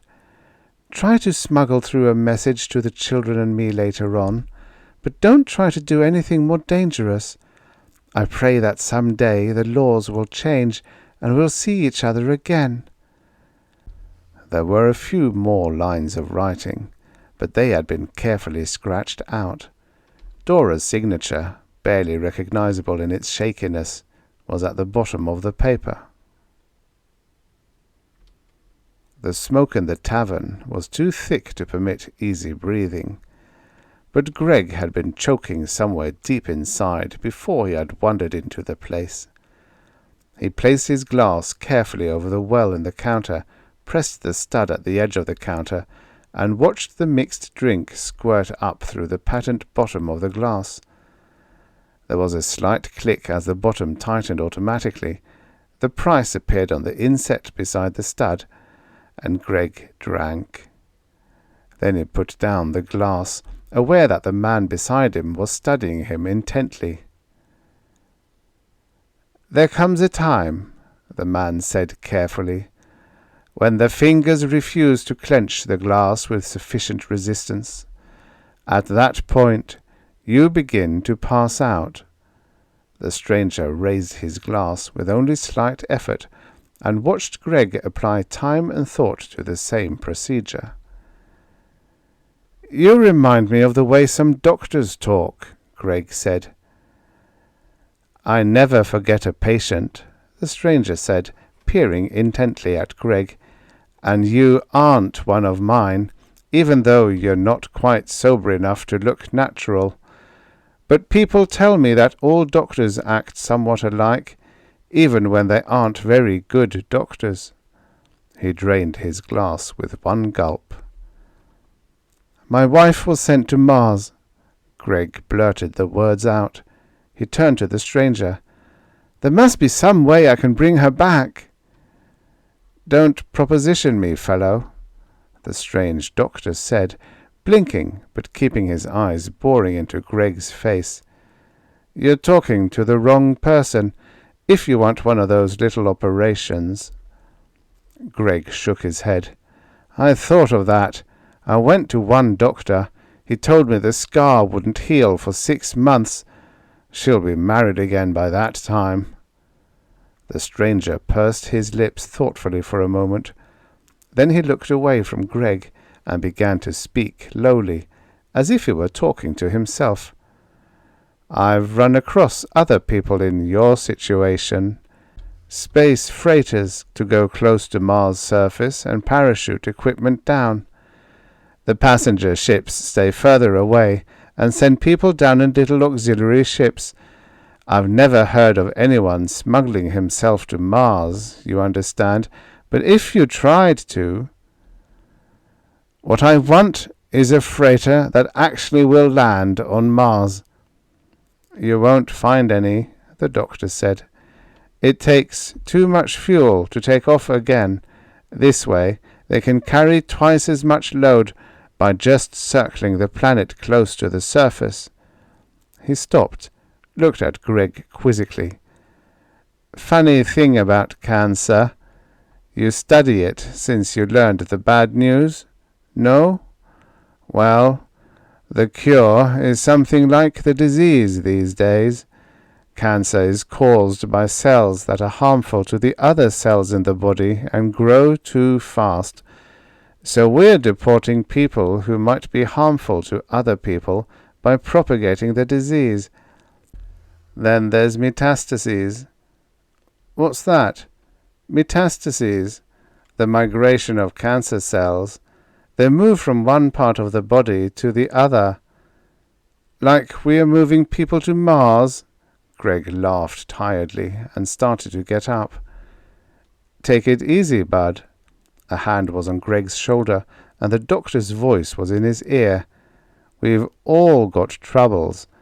Look up this guy if you really want to do something about the wife and kids." A hand slipped a card into Greg's pocket. "What can you do?" The recruiting officer eyed Greg suspiciously. "Anything," Greg spoke slowly, his eyes on the officer. "A fellow gave me this card and told me I could get work on a freighter at this address." The man glanced at the card and shrugged. "Sign this." He shoved a dog-eared form toward Greg. The table shook slightly as a spaceship blasted off. Greg signed, glancing over the form. "This isn't a contract," he said, handing it back. "It's just a release for you in case something happens to a crew member." "So we aren't running pleasure trips or slumming expeditions for rich guys. You were born yesterday if you don't know the freighters are a little dangerous. We don't know how much money we'll make out of a trip until we've made it, so we can't settle on any pay now." "Get me onto the surface of the planet, and you'll get my services free the whole trip out," Greg said. "Isn't that fair enough?" "So you want to hop out before the return trip?" The agent's face darkened.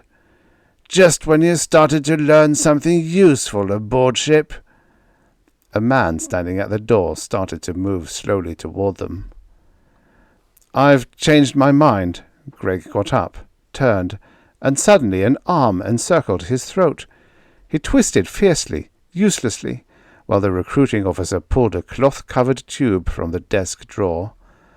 The word Shanghai flashed into Greg's mind an instant before the lead pipe smashed down against his skull. Someone was shaking Greg, trying to dislodge his consciousness from the black, cramped niche into which it was wedged.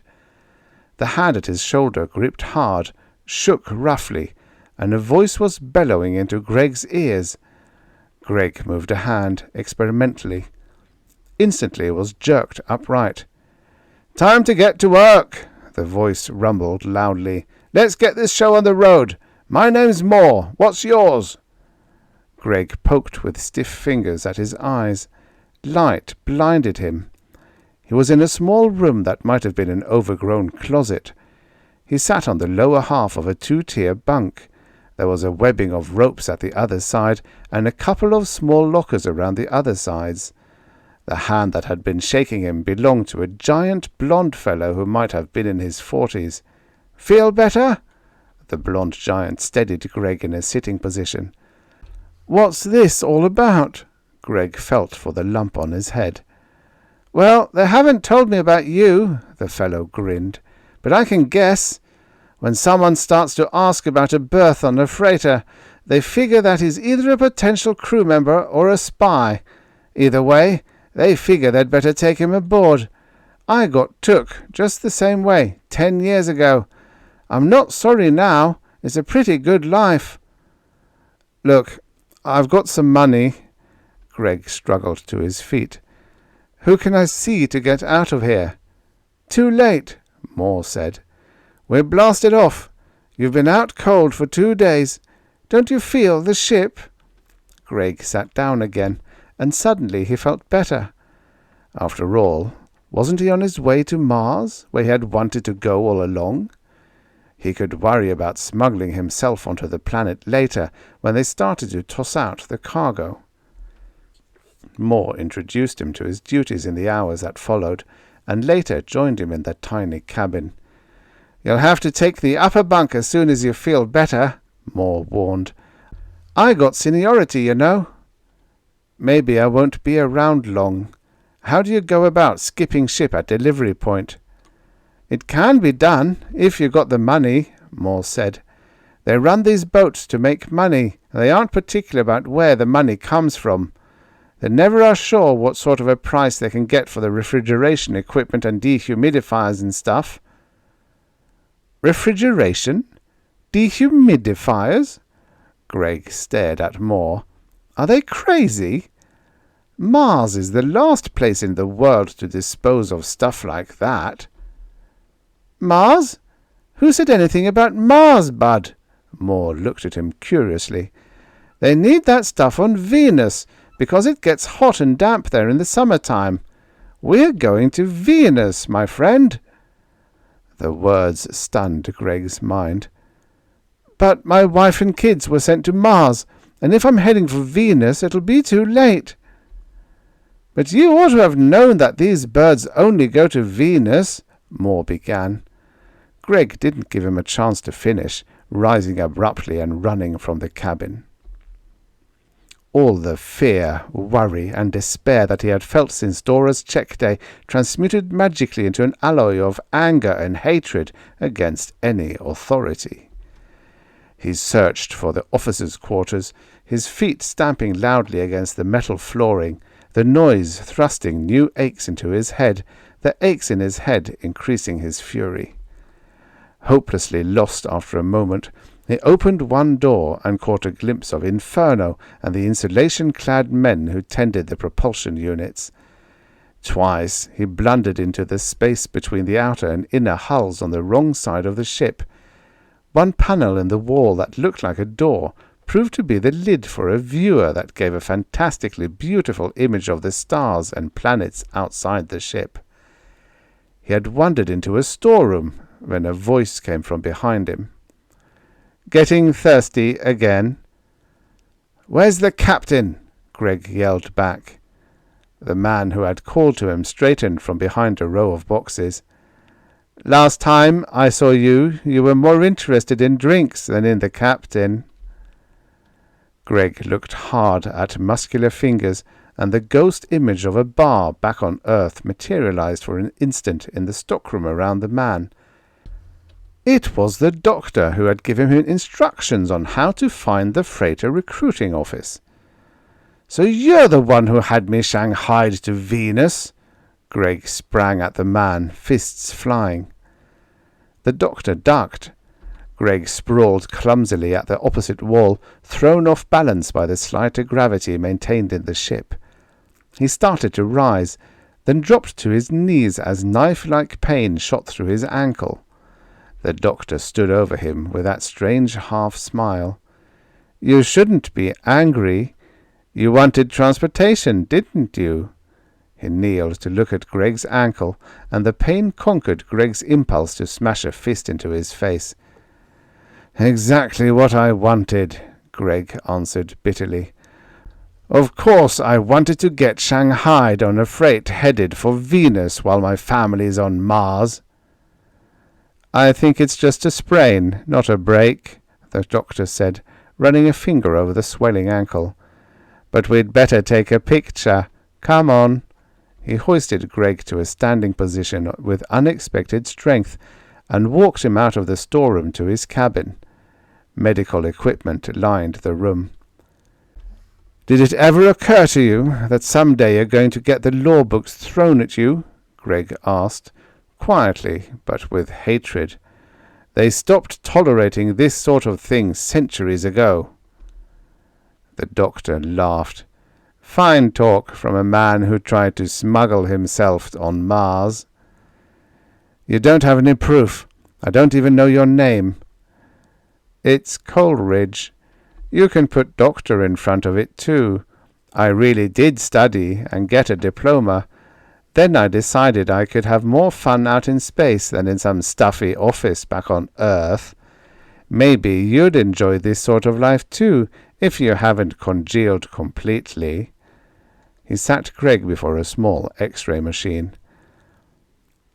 "I've always wanted to spend the rest of my life fighting dinosaurs on Venus while my family is on Mars and my career is on Earth," Greg said acidly. "You know very well there aren't any dinosaurs on Venus," Coleridge replied mildly. "It's practically perfect as a planet, with a few gadgets to keep things dry and cool." He looked straight at Greg. "You know, it's the most desirable planet in the system, but they've discouraged emigration because they need the spaceships to handle the cancer colonies on Mars. It's only tramp freighters like this that can get away with trips to Venus." He pulled the film from its fixing bath and squinted at it. "Not a sign of a fracture." Greg began to wonder what Coleridge was leading up to. Everything he said appeared to be a case of diverting attention from Greg's problem by talking about Venus's merits. He decided to play along until he found out. "You think I could find something to keep myself occupied on Venus?" "Sure, they need smart men, and you can tell the employment agencies that your wife and kids are on the way." Greg stared at him, feeling the torment return. Coleridge grinned. "Haven't you ever put two and two together about the population figures?" "You mean there's a chance for my family to get from Mars to Venus?" "Look, you remember that they started to send people from Earth to Mars a century ago because the population had overgrown Earth. Emigration has gone on all that time. Millions of people have been sent to Mars, and once they get there, they have children and raise families just as they would do on Earth. Now, if you weren't a lawyer, always splitting hairs and quibbling, you'd have guessed long ago what other intelligent people sooner or later realize. Mars is smaller than Earth. Only part of it is warm enough for Earthmen. So Mars got overpopulated too a few years back. Remember what I told you in the bar about metastases? I thought you'd catch on then, when I tried to draw an analogy about migrating cancer cells and migrating people. They've been afraid to tell people on Earth the real situation, because Venus has been held up for so long as a second Eden where we'll all live as soon as the cancer problem is licked. But actually, they've had to ship new arrivals on Mars off to Venus in recent years, because there's no more room on Mars. I suppose they'll break the news to Earth some of these days, formally. If you were closer to the grapevine, you probably would have heard the rumor long ago." Greg sat there, gaping at Coleridge. Finally he asked, in humbled tones, "If Venus is such a paradise, how come you don't drop off there and stay there yourself?" "Well," the doctor said, beginning to put away his equipment, "I've been thinking of it, but I wanted to save up some money first, and this seemed to be about the best way to do it. It's a little more humane than the way some doctors do, implanting cancer conditions into people who have to undergo operations to get themselves deported.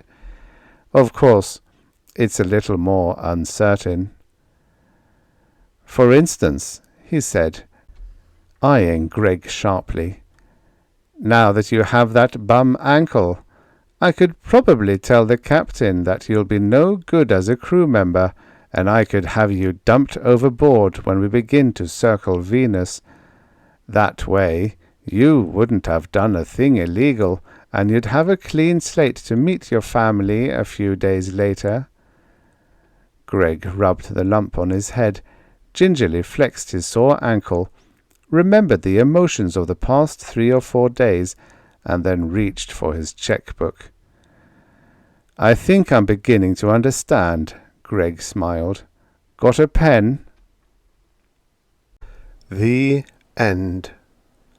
Subscribe for your daily stories of futures past. And now, for the next story. Nor Dust Corrupt by James McConnell. Originally published in If Worlds of Science Fiction, February 1957. Narrated by Tom Trussel. The room seemed more a mausoleum than an office, but that was as it had been intended. Perhaps 30 feet high, 50 feet wide, it stretched a good 100 feet in length. It was panelled entirely in jet-black onyx, which gave a sense of infinity to it. The floor was a thick lawn of heavy black pile carpeting. Only 2 areas of the room offered mitigation to this oppressive gloom. Just past the middle, bathed in a haze of light, was placed a large black desk, and behind it sat a man. At the far end of the room, slightly elevated, was an alabaster statue, an abstraction of incredible beauty and poignancy. The statue, too, was wrapped in a soft nimbus. Few visitors to this room ever had to be told the title of this work of art, for its meaning was apparent in its every line. Bereavement. The man behind the big black desk belonged to the room as much as did the onyx walls, the thick carpet, or the alabaster statue. Without the presence of this man, the chamber seemed strangely empty, strangely morbid, and few of the man's associates cared to remain in the room when he was not there. Somehow, the warm air of benevolence to be found in his fair pinkish face softened the harsh sombreness of the appointments, while the gentle strength in his dark and mournful eyes gave amelioration to the atmosphere of despair. His job was to be a Janus, looking from the cheery rubric of today towards the unknown but dimmer colours of tomorrow, to be a bridge between present pleasures and future fears. There was no better man for the task in all the galaxy than Consolator Steen. At the moment Consolator Steen sat waiting, thinking, planning. Soon through the huge doors facing him would come a man, one Joseph Krieg by name, who sought Steen's assistance. The fact that Krieg was one of the richest men in all the known universe made the impending interview a most important one, for Consolator Steen's assistance depended entirely upon the price that could be paid. Steen's fingers flicked over the set of hidden controls in his desk. Everything was in readiness. "And another innocent fish gets hooked," he muttered to himself. He sighed once, shortly, then touched an invisible button. "I will see Joseph Krieg now." In the outer office, Steen's aide-de-camp, Assistant Consolator Brown, sprang to an attitude of proper deference as the huge bronze doors swung open. Brown bowed slightly as Joseph Krieg strode past him and into the onyx chamber. Steen's eyes narrowed in admiration as he examined the man walking towards him. Joseph Krieg was a huge person, just past middle age, but still retaining the hardened appearance of late youth. His face had a chiseled squareness to it, and his manner indicated not so much wealth as it did an obvious determination to succeed. This would be an interesting fish to play with indeed, Steen thought. About halfway to the desk, Krieg stumbled slightly, but recovered his pace with a cumbersome grace of some massive animal. A smile flickered briefly over Steen's face. The thickness of the carpet had more purposes than one. When Krieg was almost upon him, Steen stood up.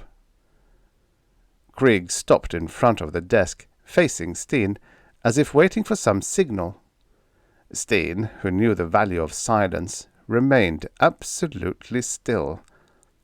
After a few seconds, obviously perplexed, Krieg smiled nervously. "Consulator Steen?" "Welcome to Earth, Joseph Krieg. Welcome to the heart of the galaxy." Steen's voice was rich, mellifluous, and the words fell from his mouth like benedictions. He extended a hand. "Won't you please be seated?"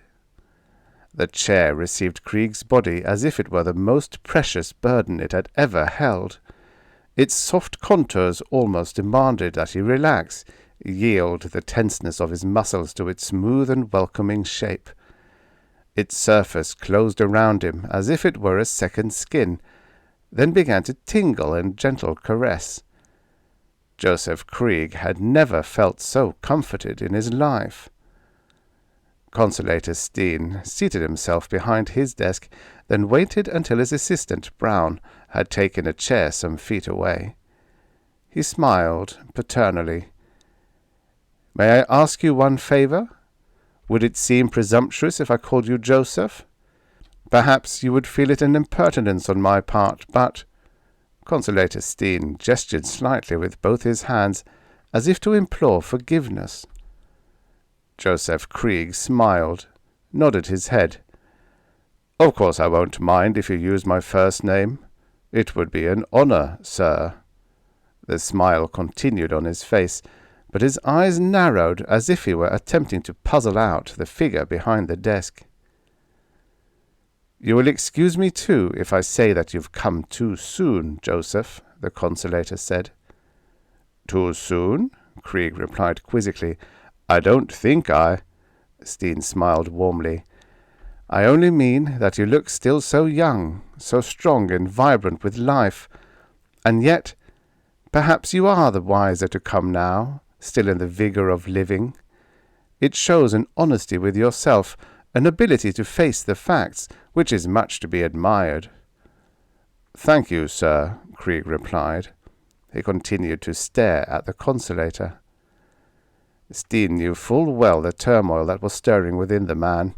The entire interview had been psychologically planned to evoke dark and dormant emotions which, when released, would destroy Krieg's normal ability to judge situations impassively. Proof that things were going as intended came from Krieg's continual use of the word "sir." Krieg's commercial empires spanned the universe, from perfume to starships, from food to fertilizers. He was king. And yet he would never understand that it was Steen's quiet paternal power, the fact that he wore wise sorrow wrapped around him the way some men wear a cloak, that called forth this unfamiliar reverence. The psychological survey done on Krieg had cost the consulator a small fortune, and he didn't intend to waste it. "You must realize, Joseph, that the things which we have come to discuss are matters of the deepest concern for all of us here on Earth." Steen gesticulated towards Brown, as if Brown represented somehow all the other billions on Earth. "The problem is one that touches deep within all of us, and we are anxious to be of whatever service possible. But more than anything else, we want you to know that we understand." "Thank you, sir," Krieg repeated. He frowned for a moment, then seemed to smile. "But if you don't mind, maybe we could begin a discussion of terms." Steen raised one eyebrow slightly. The man showed a remarkable lack of sentimentality. Corrections would have to be made in the approach. "Of course, I am delighted to get on with things, and I must say I find your attitude extraordinarily sane. The problem is, really, a simple one best met head-on. You are here because you know that as it come to all men, death must come to you too, and you feel the necessity to make certain that when your time comes, you will be brought to Earth to your final rest. You are a son of Earth. This is your great ancestral home." Krieg started slightly, then relaxed almost in reverie. Steen smiled inwardly at the power of words, repeated, to invoke long-forgotten memories. For Steen knew that when Krieg had been no more than a toddling child, learning to read, learning to respond to affection, his simple-syllabled books had spoken in reverent tones of the great ancestral home. In later years, all of Krieg's studies had hidden at their core an emotional dependence upon Earth. No place was finer, more beautiful, more important. No, not all the rest of the stars put together. He had been told it 1,000,000 times until it had become an inseparable part of his very personality, just so the words would have the desired effect at this moment. The great ancestral home. "You are so fortunate, my son," the consolator continued. "So very few of Earth's teeming children will ever have the opportunity that lies within your grasp. You must make the most of it." As Steen watched, Krieg seemed to shake some of the feeling of awe from him. "I intend to make the most of it, sir," he said, offering Steen his most charming smile. "It just depends on how hard a bargain you want to drive." Consolator Steen gave Krieg a look of mild reproach. "There is no bargaining to be done, Joseph. The monetary considerations are set by law, and we have no choice in the matter. All that we can do is to explain the services which we are prepared to extend to you, and then help you as best we can to arrive at the most suitable decision. Our position is simply that of catering to your individual wants as best we can." "My wants are simple," Krieg replied, and it seemed to Steen that far too much of the man's usual forcefulness was returning to his voice. "I wish to be buried on Earth when I die, and I want you to arrange this for me." Of course, my son," Steen said, letting just a glint of steel appear in his eyes. "But what do we mean by burial? We have such different problems here on Earth than you do elsewhere in the galaxy. You must understand that. We are forced to such strange solutions to these problems. But perhaps if I merely show you the various types of burial which we undertake, then you will understand." Steen laughed to himself. The fish appeared fat and hungry, and now it was time to drop in the bait. The consolator touched a hidden switch atop his desk, and one of the black onyx walls rippled and seemed to dissolve in mist. A replica of Earth swam through the haze and into view. Earth. Such an incredibly small planet, Joseph, but the heart of the galaxy nonetheless. The replica seemed to swell in size, and geographical details became apparent. Earth. Once a world of gentle rolling plains, winding rivers, thick forests, wide oceans, and soaring mountains, just like any other habitable planet. And now look at it, one solid mass of buildings and machines, Joseph. We've drained the oceans and filled in their beds with metal. We've destroyed the forests and the rolling plains and planted the land for miles above and below with throbbing inorganic monsters.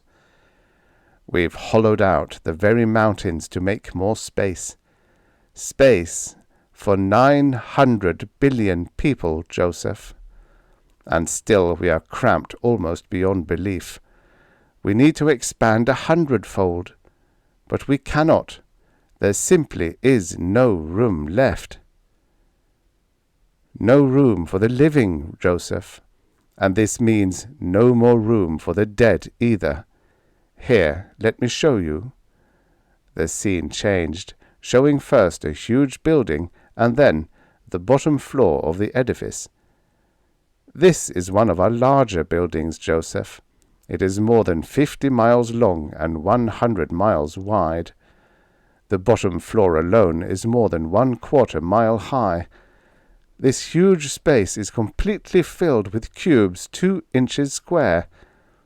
Each cube holds the ashes of one human being who wished to find his final resting place on Earth.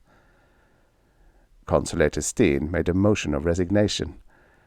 Notice that I said on earth, Joseph, and not in earth. This is our pauper's field, the burial ground of those devoted souls who could not afford to be buried in the earth itself. Joseph Krieg frowned. But surely underneath the building. Underneath the bottom floor of that building are the bodies of many millions more, Joseph, just as there are bodies under all of our buildings. Bodies of those wealthy few who could afford to escape cremation and find surcease of life in the loamy substance of the earth itself. I shudder to tell you how tightly packed they are, of the skin-tight coffins which we had to devise, of the geometrical tricks involved in jamming as many bodies as possible in the least amount of space. And yet it is burial, and it is in the earth itself. No granite monuments, of course, no vases of flowers, no green grass, just a perpetual flame burning in the main lobby of the building, and a microfilm file available somewhere listing the vital statistics of all those souls whose remains lie in the basement or below. Krieg's face was furrowed with a heavy frown. Steen's words had been as shocking to the man as Steen had hoped they would be. But the parks. Ah, yes, Joseph, the parks. Consulator Steen leaned forward slightly. The fish was sniffing at the bait quite properly now. Our parks, which are the one remaining link with the past. Those green and grassy meadows in the midst of our metallic forests. The last places on earth where you can be buried out in the open, with flowers over your head and birds singing above. You want to be buried in one of the parks, don't you, Joseph? When the man nodded briefly, Steen continued. Which park, Joseph? Manhattan. Steen drew himself up with a sudden silent movement. The fish had taken a good look at the bait. Now to remove it from sight for a while. Steen closed his eyes briefly, then raised a hand as if to brush away a sudden tear. I'm sorry, Joe. Very sorry indeed. I was afraid that was what you wanted, and yet there was always— He blinked his eyes. Manhattan Park is impossible, Joe. Confucius Park in Hong Kong, perhaps. I think there are still some plots available in Frogner Park in Oslo. I'm certain that we could get you into Amundsen Park at the South Pole. But Manhattan— No, Joe, that's one dream I'm afraid you'll just have to give up. Why? Joseph Krieg asked quietly but determinedly. Have you ever seen it, Joe? I thought not. It's perhaps the most beautiful part of this most beautiful planet in the galaxy. Would you like to see Manhattan? Manhattan. Steen was quite aware that to Joseph Krieg this was a word of 100,000 associations, each of them connected with love, security, devotion, and repose. It was like asking a starving man if he would care for something to eat. Steen did not even wait for a reply. I think it could be managed as a special favor. Permission to enter Manhattan Park is difficult to get, you know, but I think this once— Steen turned to Brown. Put a call through to the President's office. Atop grassy knolls, supple willows trailed languid branches to the ground. Silver-throated birds sang secret melodies, while bees hummed a scarcely audible background. Narrow gravelled paths wound through this gentle landscape, now hugging the edge of a tinkling stream, now plunging through carpets of gorgeous flowers. The three men sat silent on a rough stone bench, observing the pastoral scene. Finally, Consulator Steen spoke softly. I understand how you feel, Joe. The first time any of us sees it, we are afflicted with silence. Its beauty is almost painful, the memories it invokes almost beyond bearing. Lincoln is buried there, just beyond that hillock. Landowski not far from him. Shakespeare's grave is there to the right, and close by is the body of Sharon, the poet of the galaxy. Einstein's final resting place is a mile or so away, and near to it you'll find Chiwan, who gave us Star Drive. Humanity's Valhalla, Joe. Joseph Krieg had not cried openly since childhood, and yet now there were tears in his eyes. This has always been my dream. Consulator Steen placed a friendly arm around the man's shoulders. Yes, now you have seen it. Your dream has come true. He paused for just a moment, and then said, And now, Joe, perhaps we had better go. Joseph Krieg turned towards the man with an abrupt motion. Go? Why should we go? We've been here scarcely 10 minutes. Because the longer you stay, the harder it will be for you to leave, Joe, and the less attractive the other parks will seem to you. So I'd like for us to leave at once. His voice became businesslike. First, I'd like to show you Hong Kong, and then... I don't want to see Hong Kong or any place else. This is where I want to be buried, Steen. Whatever the price is, I'll pay. Consulator Steen sighed deeply. I don't think you understand, Joe. It isn't a matter of price. Manhattan is simply not available to you, for the reason that it is not for sale. I know that you have heard otherwise. I am sure that rumors have reached your ears that burial in Manhattan could be effected for a mere 1 trillion credits. But these fantastic tales are incorrect, for 2 reasons. The first reason, Joe, is a financial one. To the average man, a mere 1 million credits is such a gigantic, unobtainable sum that he is sure anything in the galaxy could be obtained for 1 trillion. This is not so, as you and I both know. Why, 1 million credits will scarcely get you a burial in a 2-inch square cube in the bottom floor of one of our huge buildings. Remember? I called those huge bargain basements paupers' fields, and that they are, available to those poor people throughout the universe who have only a few millions to their names. Incredible, isn't it?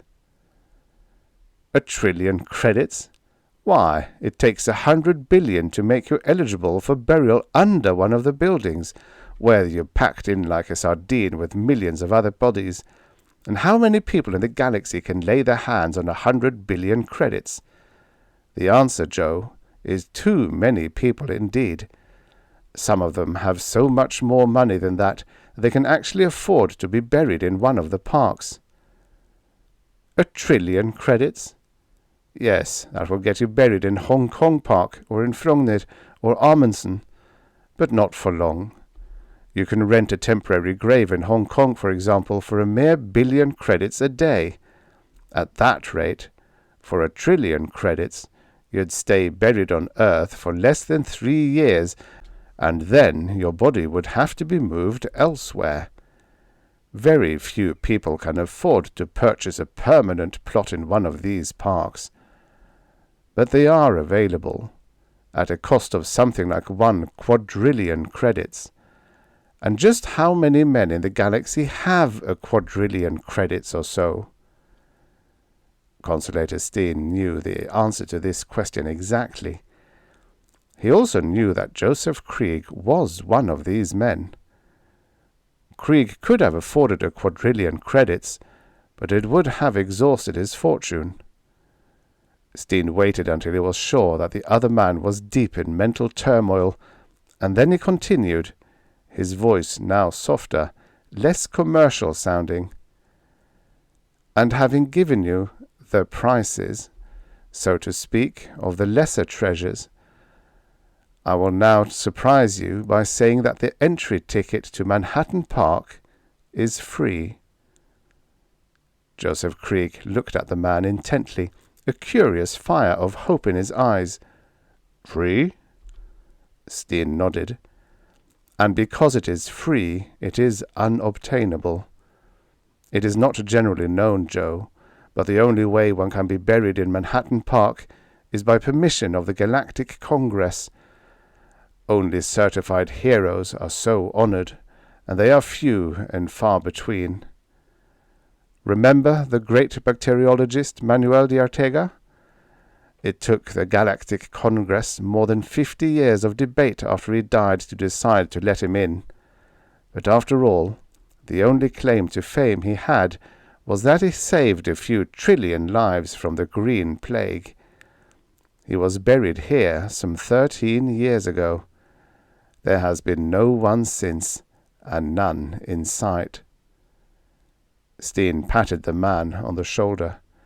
Now, come along, Joe. I want you to take a look at Amundsen Park before you make up your mind. It's not at all cold at the pole these days. Lovely flowers, trees. No! Joseph Krieg cried, standing up. Steen and Brown both rose too. There must be a way. The consolator smiled inwardly. The fish was responding magnificently. Now to push the bait just a little closer. Now, Joe, you mustn't get upset about this. The other parks are just as fine, I assure you, Sten murmured in consolation. Krieg shook his head. You can't tell me that some time or other someone didn't buy his way into Manhattan. It stands to reason. Now, Joe, you're taking this much too hard. I tell you, I know people, and that's all the Galactic Congress is made up of, people. Tell me the truth, Steen. Has anyone ever bribed his way into this park? Steen frowned and turned his head slightly away from the man. Just a flick or two more of the line. I wish you wouldn't ask me questions like that, Joe. When I say that it's impossible, I mean just that. You'll just excite yourself needlessly by listening to foolish rumors. Krieg pounced on the word jubilantly. What do you mean, rumors? Then there has been someone who bought his way in. Who was it, Steen? I swear, if you don't tell me, I'll move heaven and earth to find out. Consolator Steen seemed to consider for a moment, then sighed. Hooked. All right, Joe, but believe me, you'll wish you hadn't asked. For what happened to this other person is unattainable to you. Who was it? Krieg asked excitedly. Who was the richest man who ever lived, Joe? You mean? Who was it that founded the university you went to, the hospital in which you were born? Who gave a magnificent library to every city in the known universe? Who was it? Krieg interrupted. Old C.T. himself. Steen nodded. Yes, old C.T. Anderman himself. Years ago, Joe, he faced the same problem you face now, and he reacted the same way you have. So he set out on a campaign to get into Manhattan the only way he knew how, with money. There was one difference, Joe. Where you are fabulously wealthy, C.T. Anderman was wealthy beyond all dreams. Do you know that he gave away more than 1 quintillion credits? Gave it away, just to make his name universally known. The philanthropist of the galaxy, they called him. 1 quintillion credits. No wonder they voted him a hero's grave. But what the press and the public never knew is that it cost him more than twice that much, for he had to spend another 1 quintillion credits for bribes and influence. It took him 50 years, Joe, to pack the Galactic Congress with enough of his men to swing the trick, but he finally did it. There was a short silence. Then Steen continued. Now you see why I didn't want to tell you, Joe, to raise false hopes. Only one man in the galaxy was ever wealthy enough to buy his way into Manhattan, and he had to give up his entire fortune to do it. I'm afraid that you'll never make the grade, Joe." Krieg stood stunned. Steen was aware that 2 quintillion credits was beyond Krieg's wildest dreams, for Steen knew that Joseph Krieg had come to Earth determined to purchase his burial lot and then retire from the business world. Steen pulled lightly at Krieg's arm. "Now, come along, Joe. Let's go take a look at Hong Kong." The 3 men started off down the path, but before they had gone 10 feet, a robot scurried out of the bushes and dashed over to the bench they had been sitting on.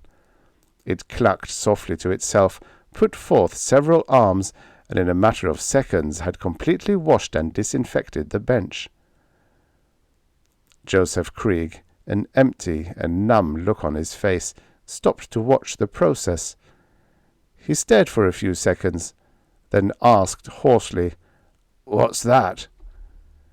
Consolator Steen smiled.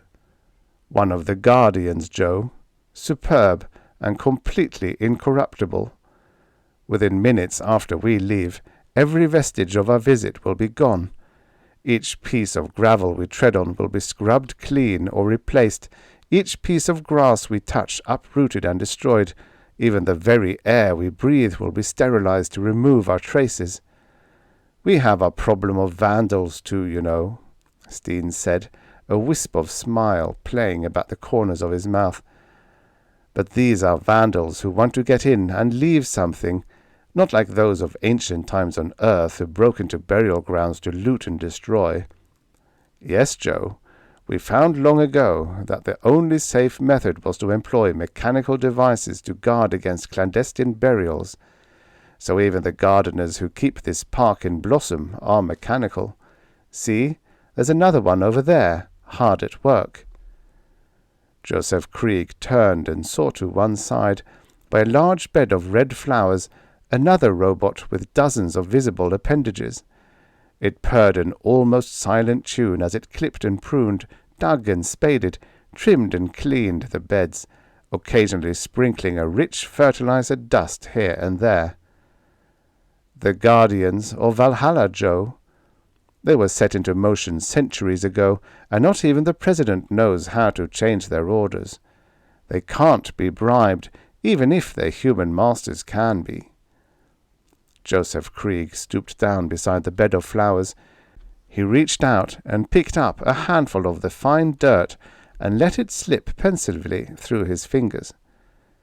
"Dust unto dust," he said slowly.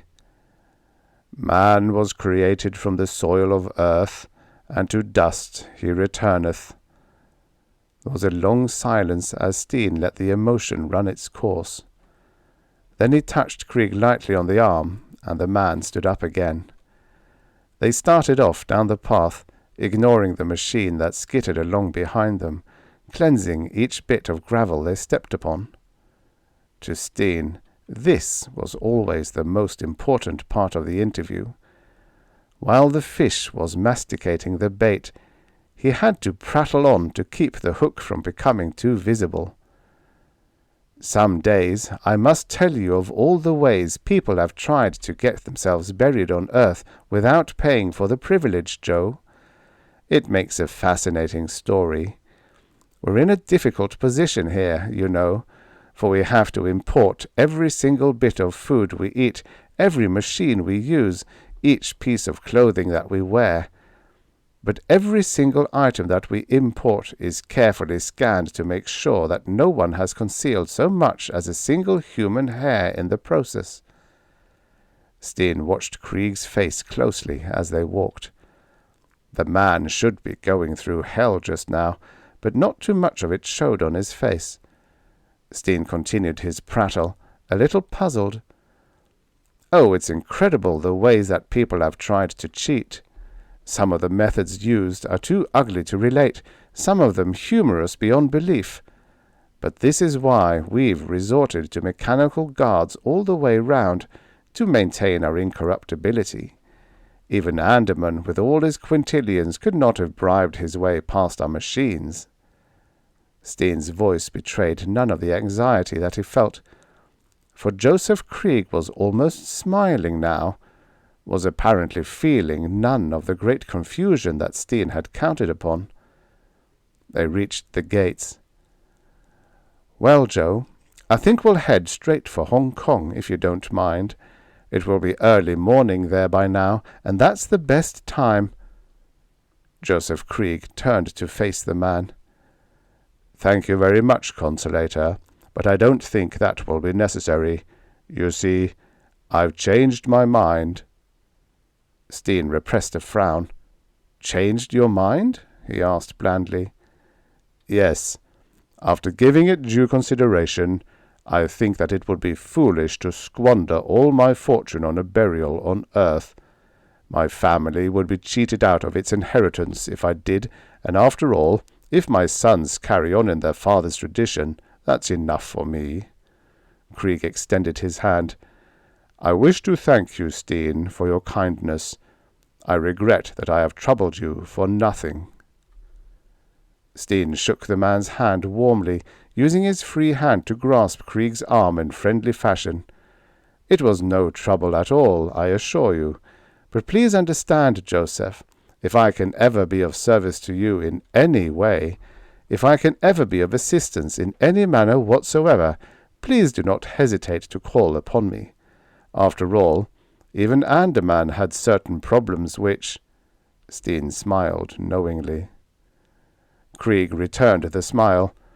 "I think I understand, and I appreciate your offer, although I must tell you there is little likelihood that I will be forced to take it up. Again, my thanks, and now, good-bye." Krieg turned and strode through the gates. Consolator Steen and his assistant, Brown, stood watching the man as he disappeared into the distance. Then Steen turned and walked over to one of the benches in the park near to the gates. He sat down wearily. "Brown," he said, "I don't like it. Not at all.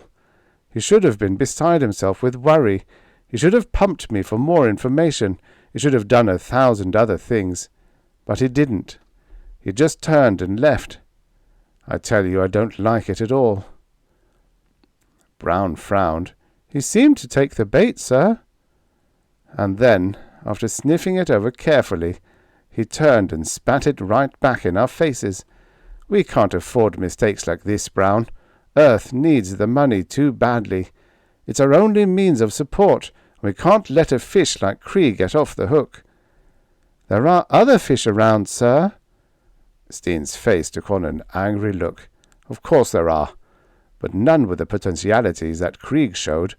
Don't you realize that ever since that sad day when Earth realized that she was a has-been, she's had to take advantage of every single opportunity offered her just to keep alive?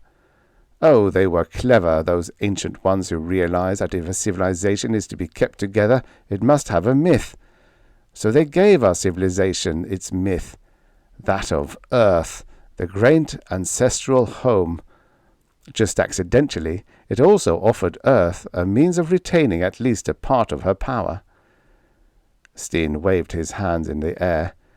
"From an economic viewpoint it was nice too. Only the very wealthy could afford an Earth burial, so it became a means of hidden, graduated taxation.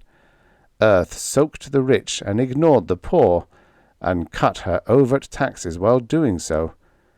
Burial became so costly that it helped break up the huge estates, it helped leaven out the wealth. Our propaganda was sharpened to the point where we could take a man like Anderman and drive him all of his life towards an almost unattainable goal, force him to expend his tremendous energies in the accumulation of great wealth, extending the frontiers of the galaxy as he did so, building up our civilization's strength in the process, and then, in the end, make him turn all of his wealth over to Earth in one form or another. Oh, I tell you, Brown, those ancient ones were clever." The tirade halted. The air hung silent for a moment, and the twittering of a nearby bird could be heard. "They were very, very clever. They gave us all the tools, and somehow we failed to use them correctly. What was it, Braun? What did we do? or failed to do that let Krieg get away from us?" Braun frowned. "I don't know, sir. Perhaps he just changed his mind about Earth." Steen snorted. "Impossible. He's had too many years' exposure to our propaganda for that. He can no more give up his dream of burial in Manhattan than he can give up his very personality. No, Brown, I think we just underestimated the man.